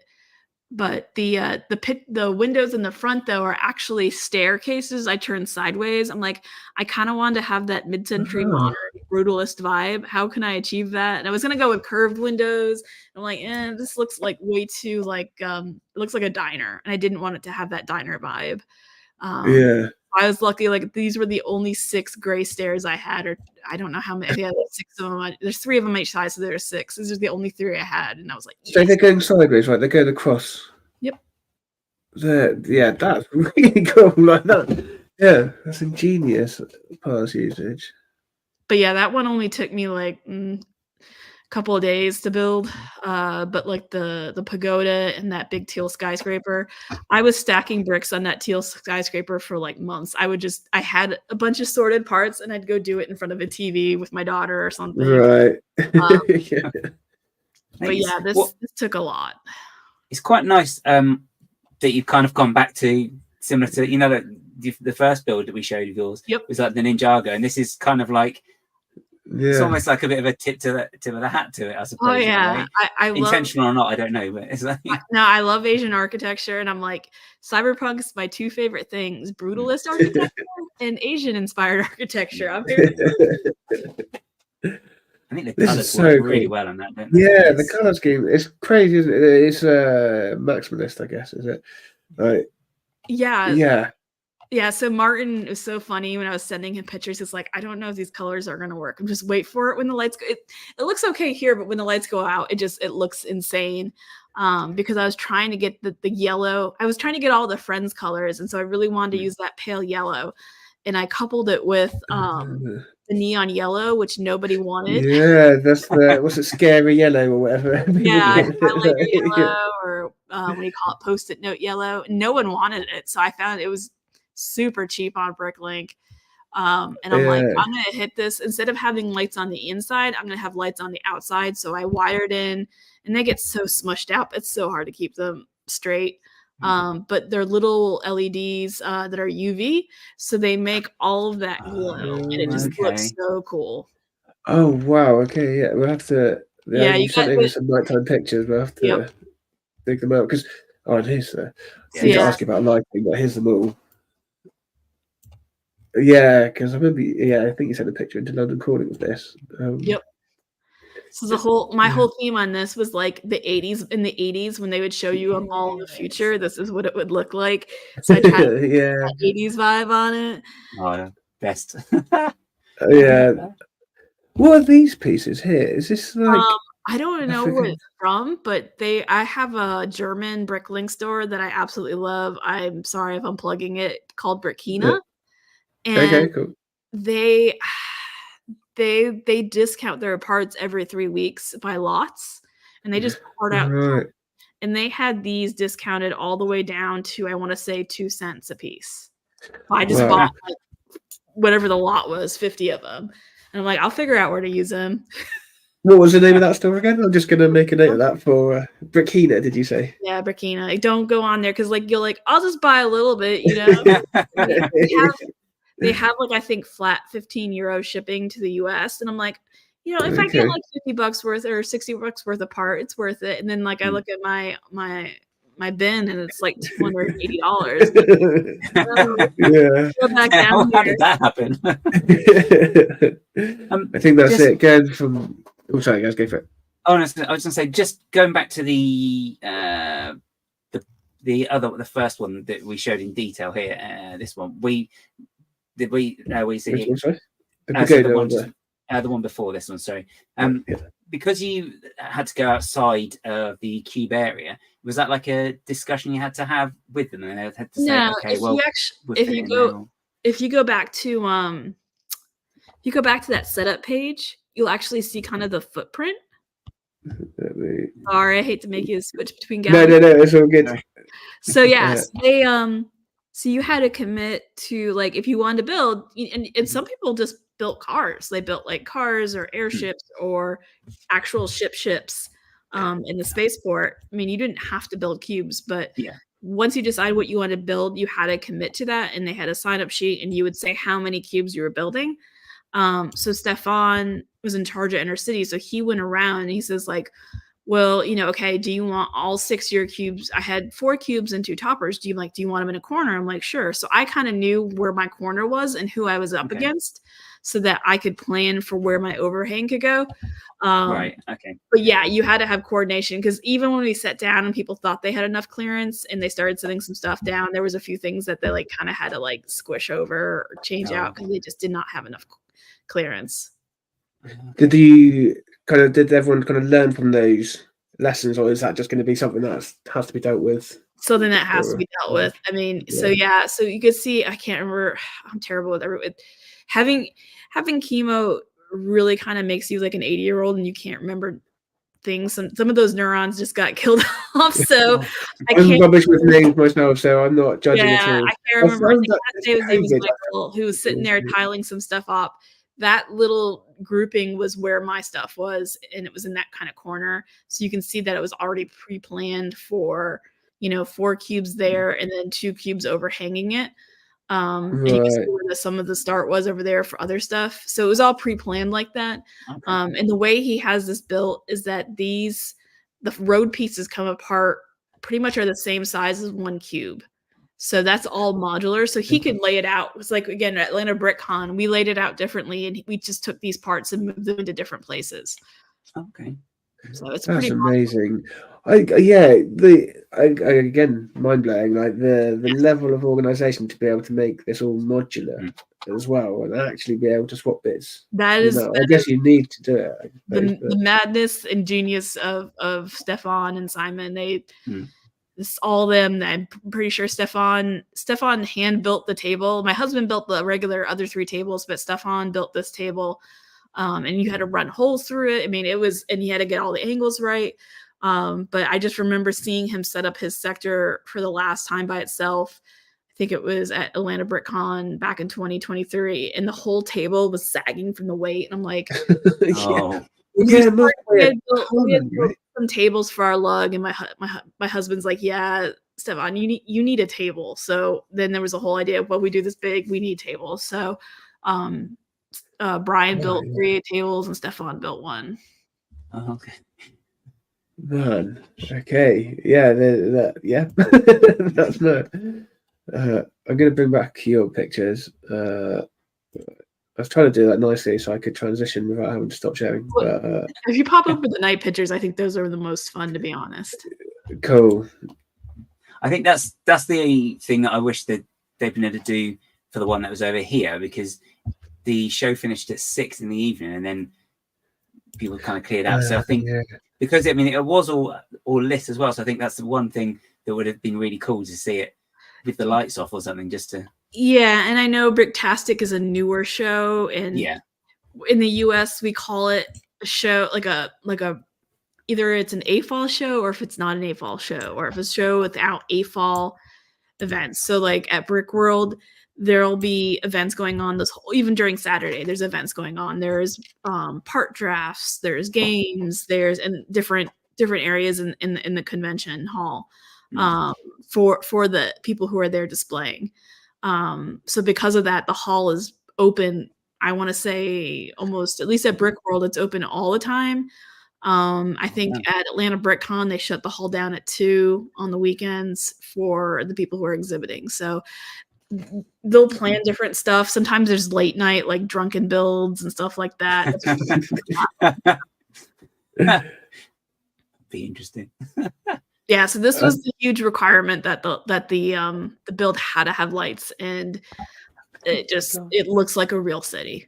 Yeah. This was the picture where I said earlier, it's like, it just looks like a real city, like you say. Like, I love that spotlight just piercing like the darkness up there. Like that's somebody else in the back. I don't know. I don't think that's part of our build. It's like just some like a girder lit or something. Something. People were walking around with the lightsabers too, for fun. Right. Yeah, and then see that to the left, that is a ship, and Adrian Drake built that, and it is beautiful. It is, and it's huge. I mean, that thing was Wow. like 3.5 feet tall. And that's like the NASA lighting where they light it up from the bottom as well, right? Yep. And that red ominous light at the top as well. That's like, Yeah. So it was supposed to be like there was 3 actual ships there, so it was an actual spaceport. wow. God, yeah, the scale of it is insane. I'm trying to find. Let's find a minifig. There we go. That's a minifig. Yeah, and then that is massive, and that's at the back. Yeah, that's in the middle. I think that was the tallest point. I think it was 13 feet. That's madness. Yeah. There's videos of the builder putting that one on because it's just like, what is it? Ralph Wiggum says, "I'm in danger." The whole thing is just incredible. Because how many builders was it overall involved? So we had 60 builders there, and we had at Brickworld, okay. At Brickworld, and we had 80 contributing builders, and then we still had people like Victor from Eclipse Graphic came in and made a bunch of custom printed stuff. Bricks came in and sponsored the build and helped get some screens. We had an animation artist come in and make actual animated commercials that were on the screens that were like animated. Oh, wow. Like, you know the scene with the geisha face in Blade Runner? Yeah, right. Yeah. So he did that whole thing with animated with Lego. So that's so cool. yeah, so when you add up all the people that helped on the side, it's up to 90 people. Wow. Oh, here we go. Yes, this is the fun. Yeah, people were like, "Man, this looks cool." And then when it went the lights out, it's like, "Yeah, this is cool." In fact, yeah, that really pops. Flynn and Richard from season 1, I've been chatting with them ever since lockdown, and I think they said, "Yes, this is our favorite part of New Ashima, especially when the lights come out." So it does pop, doesn't it? Yeah, and just the whole thing, because that's your shopping center underneath it, right? So that's I called myself, like, we had a whole area called like Old Town or the slums, which is kind of run down. I'm like, I can't build derelict. So this is the fancy part of New Hashima where, the rich elite go shopping and hang out. So nice. This is so cool. Something like, I don't know, Hidden Side, or like maybe think of Ghostbusters when I first saw it. Like I quite like the shopping center like that.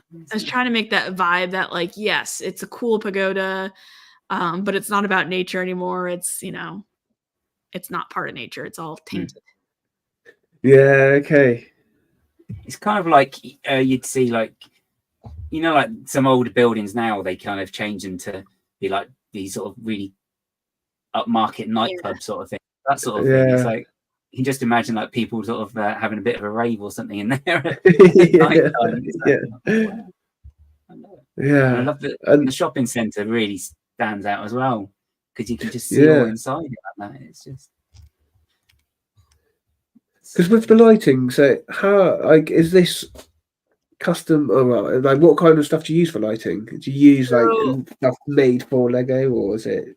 I am very blessed to be married to an electrical engineer. So I know how to solder. So these are just all soldered cheap LEDs, and then he makes me a power board for it, and it just shoves all up into the back of the build. So I mean, like, if I used aftermarket for that mall with the 37 LEDs, it would have been like $300 to light. So it probably costs like $15 worth of stuff off Amazon. Like, I stole off Rich Boy J, the guy who does all the Star Wars builds. He uses copper tape, so we just take a lot of plates and I put copper tape over them, and I solder onto that copper tape, and then I just shove the Lego plate, like, on a snot brick, so that it's just tucked away into a build. But that way you can get like a whole bunch of LEDs onto like a plate of Lego, and then you just kind of move on. So that's a really good thing. That's how he does his, and that's how I did most of mine. The big teal building just has plain Jane, like a LED strip in it, because it didn't need anything specific. And And the Let's see if we've purple got a picture. bathhouse actually had a more advanced LED that I could change all the colors individually, but I just bought it to experiment with. But it still was cheap. It was only like $30. That's amazing though to get all, yeah, because lighting it is expensive, like you say, right? If you go and buy like the proper kits made for Lego and all that. But yeah, so that this whole section to the right, that is Stefan Formentino's whole section. I think that you can see the build, the police building, that's actually Simon's, but the rest of that is all him. He built all of that, and it's just amazing. My favorite building he built is the big one in the background, which you actually can see there. It's the he made it out of Friends, the mini doll Disney books. Oh wow! Okay. Oh, okay, right, yeah. I know the one. Huge. That building. They do an offer loads as well. Yeah. Okay. Yeah, he found him cheap, and he's like, this will look great as like a brutalist style cladding. And I want to say that thing is tall. I mean, it's huge. It's really round, and it's probably about 3 feet tall when you put it on the floor. Man. Yeah. Okay. It's I just. wonder if this is something to try and get involved. It's just. It's so strange because you see the pictures and it looks amazing, but then you need to see it in person, I think, to get even more, to get that right in your face as well, because it's just all the details and stuff. It's just and it's the fact that there's so many random pieces that get used in this, because I think it was for the Atlanta BrickCon. So you said about the original people who did it in 2013. I think, have they got back involved with it now? Yeah, so we actually had most of the members of the original build there. And they came out and they built stuff. So there was this one guy, Nate, who actually was totally into it back in the day. And apparently he couldn't get off, or he couldn't go to that original Cyber City build in 2013. And he still has been building it ever since. Yeah, this is the guy who must have been interviewed on Beyond the Brick. Yeah, he couldn't come to Atlanta, or he couldn't come to Brick World for it, but he could come to Atlanta BrickCon, and his stuff is just beautiful. He used so much Modulix, and it's just like Modulix everywhere. And it's just it's gorgeous. And but we're hoping maybe he can come to Brick World next year when we're doing what we call, my husband wants to do a second version. We're going to have all new sectors, and every sector here, like we had the inner city, we had the spaceport, we had Stefan's section, and then we had the old town. So now we're looking to do a mech bunker defense zone, and then we're going to be doing an industrial zone, and then we're going to have a new inner city. So no, so will those new bits replace older bits, or just be added on? It'll probably just replace sectors. I don't think everyone's going to come back. I'll bring out my older builds, but I built 2 cubes and a double wide topper already that I built for Atlanta BrickCon. So I'll probably be building a lot of the inner city by myself. Wow. All relatively, that part will be all relatively new, and so will the 2 new sectors, so that there'll be the mech zone. So Connor Lil, who's an awesome mech builder, I think he's on Flickr. I don't think he's on Instagram. He lives in Georgia too, and there was a joke in New Hashima, because we didn't want it to become a mech build. We kind of want to keep it keeping the cyberpunk and not go too far to the mech. That there was a meme saying no mechs, that people would put if something was too mechy, because there were tanks. There was like an army that came in to settle a riot. But that rule is out for this round. It definitely can have mechs. So we're going to have a whole mech sector, like underground bunker. You have to get Stan Smith involved. Yeah. And then we're going to kind of have like an industrial sector with factories and stuff like that. So that'd be cool. They'll be in different types of themes. Because again, Simon got a lot of folks involved that were shipbuilders. And they did that, they did that whole shipyard, or that, spaceport, because there's a lot of people that were interested in kind of bringing that in. So Simon's coming back because he also builds mechs. So him and Connor will be meching it out in one area, and then my husband's going to be building a big factory. And we already got a big highway built, and I think this guy Nate might come, and his stuff is just absolutely gorgeous as well. So with the industrial sector, I mean, I know you've got like the lights and you've got like the animated sections as well. Because it is an industrial sector, would you guys be allowed to have like some sort of smoke element as well, do you think? Brickworld doesn't allow any of that. Okay. It varies from show to show. So Brickworld doesn't, because they were going to try to use like a mist, like a humidifier to make mist. And the problem is that it gets everything wet. And then I think one year somebody did it and someone got upset because stuff got wet. So you're not allowed to use any kind of dry ice or humidifiers. They don't do that. I know the Ericssons used to do dry ice in one of that giant serpent build. It varies from con to con what's allowed. So can you use some kind of like fan with a material to kind of simulate smoke maybe at the shows? That not at Brickworld, they don't. It's somebody as I said, somebody did something and it didn't end well, and now it's kind of ruined it for everyone in the world. No humidifiers, no fake smoke, no dry ice. That's cool.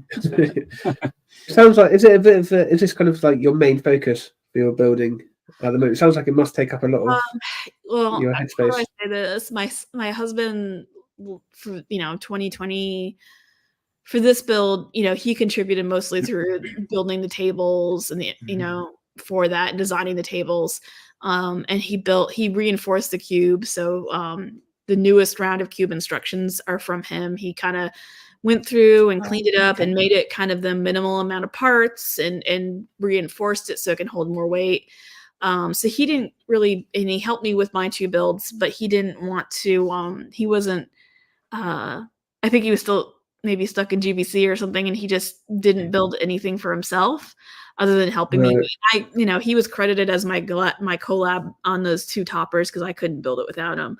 But I think he really felt like he wanted to experience it himself. And when we were at ABC, it was just all the fun all over again. And he's like, I want to run it. And I'm like, okay. Cause Stefan and Simon are like, this is it. We're tapped out. I mean, we got there, they got there on Tuesday. We got there Wednesday around 11 a.m. And it was nonstop building or helping people until Friday at 11:58 or something like that. I mean, I rested. I don't know if one person had to rebuild something from scratch because it just got smushed in the airplane. I mean, so we were constantly running out, getting tape, getting more what do you call it? Power strips. We were trying to make sure Stefan ate, so we were constantly. I was like my husband and I were mock parents. We're going around all the half.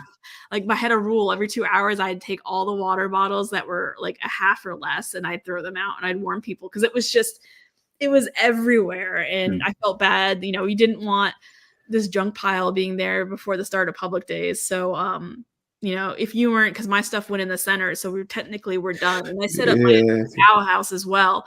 But that only takes a few hours, and it's just like, we were over there just, making sure people were cleaning up, making sure that people were eating, making sure people were hydrating. So yeah, it was tiring. I mean, I really didn't go to the public days that much because I was just like laying in my bed because it was tiring. Yeah, absolutely. So I think they kind of like, they did their one, thing, and, I bet Stefan will come out again. But I think it's going to be a couple of years. Simon's happy to contribute, but I think he's happy to be a contributor and not a planner here, because that's a lot of work. So my husband wants to try to plan 2 new sectors, or technically 3 new sectors, and he's got a few people in our local lug that want to do it with him, and we trust these people, and some of them had done New Hashima. So and we're bringing in new people. Like, here's the thing, we all said, was it you only knew Hashima once, Yo Naho or something was our happy that this was it. But then as soon as it was done, a bunch of the people went to Brick Fair, Virginia, and did I want to say it was about half the size of this collab. And then people that had come over from Europe were like, well, we have Bricking Bavaria coming up. We want to do one at Bricking Bavaria. And they're like, fantastic.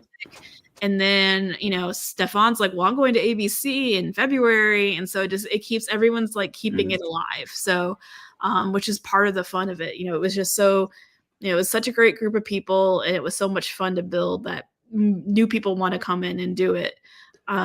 So it's living on. It's not necessarily living on, it won't always be the same new Hashima. You would see this for Brick World, but it will be, different renditions of it.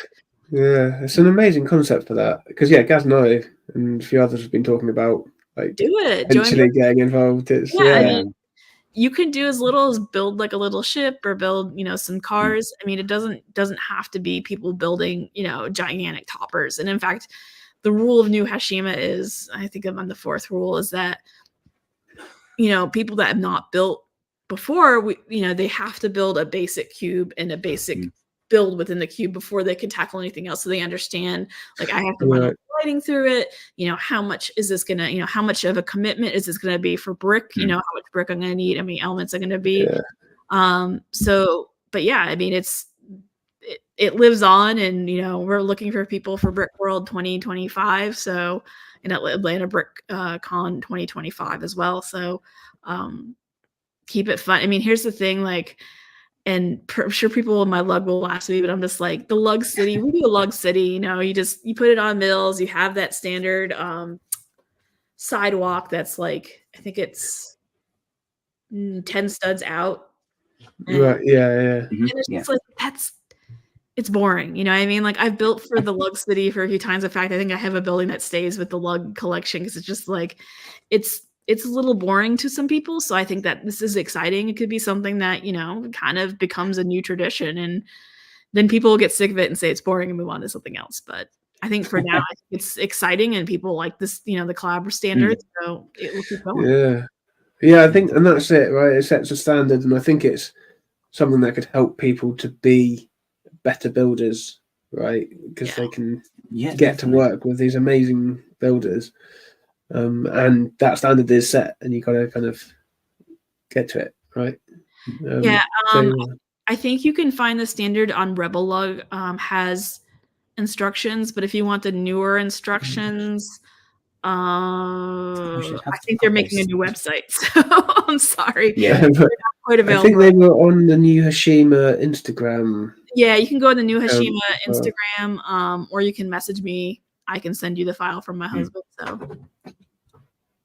For the rules, they vary differently. Depending on if you're going to Bricking Bavaria, or I think they're going to try to do one for, what's the one in Australia? Brick Invention. Yeah, that's right. They're doing one in Australia.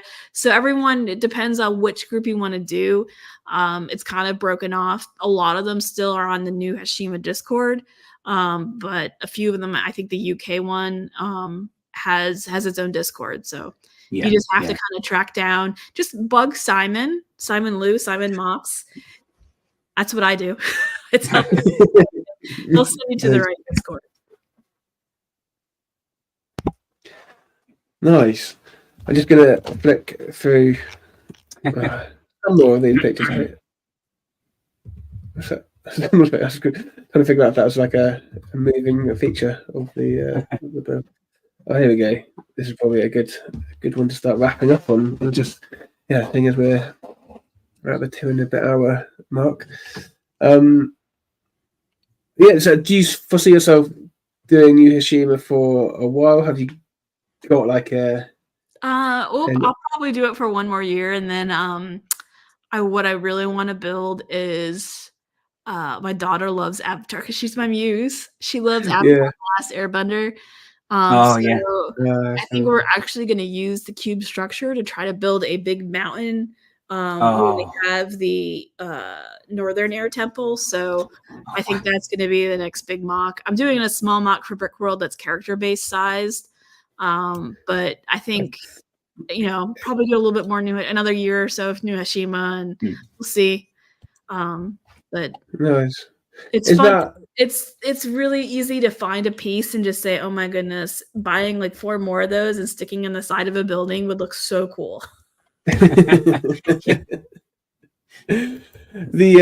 character based one, is that, have you sent a picture through? Is that the one of Yeah, I think I just saw I sent it in the email, but no, yes. it's I'm just trying to do something different after doing a lot of minifig scaled builds. I know there was quite a few character scaled builds at Brick World last year, and I was kind of inspired. And then I love the Lego Elves theme, so this is kind of a homage to Lego Elves. Carrie will love this. She's going to Carrie in Brickboards, going to Brick World Chicago as well. Oh yeah, they are. Yeah. They will love this. So yeah, we're gonna do a lot of fun lighting effects. We're gonna do a bunch of glowing crystals and stuff like that. So it'll be fun. Wow. Yeah, that's awesome. But yeah, this looks amazing. Yeah, again, character stuff. I love it. And yeah, when they're sat down, cross-legged, and the trees look awesome as well. I love the rounded effect of it. Yeah, I have a rounded or curved slopes are kind of my second favorite brick or element. After I love the 1x2 rounded plates. I think those are kind of like my all the time. It's just. I think the curved slopes help make things look so nice and round that it's so much. I feel like it's so much better to use them versus like trying to use bricks that go round. So yeah, I agree, especially for trees as well, because then you can. Oh, you've got like the little wedge cut piece, yeah, or you can use like the dot style pieces and. Even adding like studs in, and you can get that kind of bark texture a lot more nicely than just using bricks going up. Oh, that's so good. Oh, and then cool birch twigs. Well. Oh, with the little, is that sausage pieces? Or was it sausage and horns as well? And horns. Amazing. I'm gonna have to try out this this technique. Yeah, I love that method so much. I steal it. But dots are so cheap now. This is like it adds so much more depth. So. Oh yeah. I need to get dots. I missed out on we went to. So when they used to do the April discount day, we'd go to Southampton, me, Gaz, and Big Boards, and Mark, and Tech, and Sam Smith, and there was one time where they had a drawer full of dots, and Carrie just. I think Carrie and Mark and maybe yourself, Gaz, got the majority of them, and I completely passed up on them, and I'm regretting that now. I think they just literally just went like that with a cup and just filled it. Yeah, Minark, that's actually from Trolls. That purple felt. This here. Yeah, it's from Trolls. A Trolls. Was it felt? Is it? I thought it was leather. But yeah, okay. But there is clickets. There's the pink stars are in the back of her jacket are clickets pieces. And down there, yeah, you can't really see them in that angle. Oh, well, like this bit here. Is that from? Oh no, okay. I thought that was going to be from like a Brickheads, but no, it's just. I think that's from a Marvel set, like the Chitauri speeders. I think that's from a Chitauri speeder. Okay. Oh, that's really cool. Oh. Leaf piece for fringe and hair. That's so cool. And capes for clothing as well. Amazing. Thank you. Yeah, that's beautiful. Yeah, that is. Oh, look at this hair as well. Using the rounded plates. You can do so much with those plates, though. I mean, yeah. I love them. I think I've seen someone do like a roof, like the Asian style roof, and they can do that as well. You just pile them up and get nice. Yes, okay. So good. Nice. Right. I think that's a good place to end. Thank you so much for coming on, Meredith. It's been amazing seeing all your stuff. Like genuinely inspiring. That's part of the fun. Somebody inspired me, and then the chain keeps going. So paying it forward, isn't it? That's the thing. really cool. Have you got anything that you want to plug or anything before we No, go? I occasionally, and with my lug mates who are the old school OG space people on Mondays for Old Gray Bricks. And that's typical, but that's usually every once in a while. But that's about it. Otherwise, I just post random pictures of my work in progress on Instagram. So Nice. And we've got links to your Instagram and I believe to your Flickr as well in the description. awesome. Yes, Thank for you. anyone that wants to go check out Meredith's stuff. Oh, and I'll close off the poll as well. Oh yeah. So again, it's disappeared. There we go. So to finish out, do you build with other people? Nope had the majority with 38%. Not yet with 34%. Sometimes at 19%, and regularly / all the time at 7%. Okay. So yeah, a lot of solo builders out there, but with some good potential for. A lot of people started during COVID, so you know. Yeah, that's true. Gosh, just really Cool. I'm going to do something now. yeah. I'm at that point now where I've finished my current MOC and I was enjoying a break, but now it's like, okay, maybe I can start having a look at some other stuff. Yeah. Yeah. But yeah, cool. Yes. Have you got any final words you wanted to say, Gaz, before we drop off, or Meredith? I haven't got anything else. No, apart from just getting stuff sorted out for Reading now. So that's all. Yeah, it's going to be good. Cool. All right. Well, thank you everyone in the chat as well for joining us as always. And next episode, when is it? 1st of May. So we have Not That Sam Smith on for Star Wars May the 4th to kick off Lego's Star Wars May the 4th promo, I guess. But yeah, so yeah, we're gonna have Sam on and talk Star Wars and mechs, no doubt, as he has gotten into quite heavily lately. Awesome. So yeah, join us then for on the 1st of May at the usual time. Yeah. Okay, brilliant. Okay. Brilliant. Thanks a lot, everyone. Thanks all. See you later. Bye. Bye.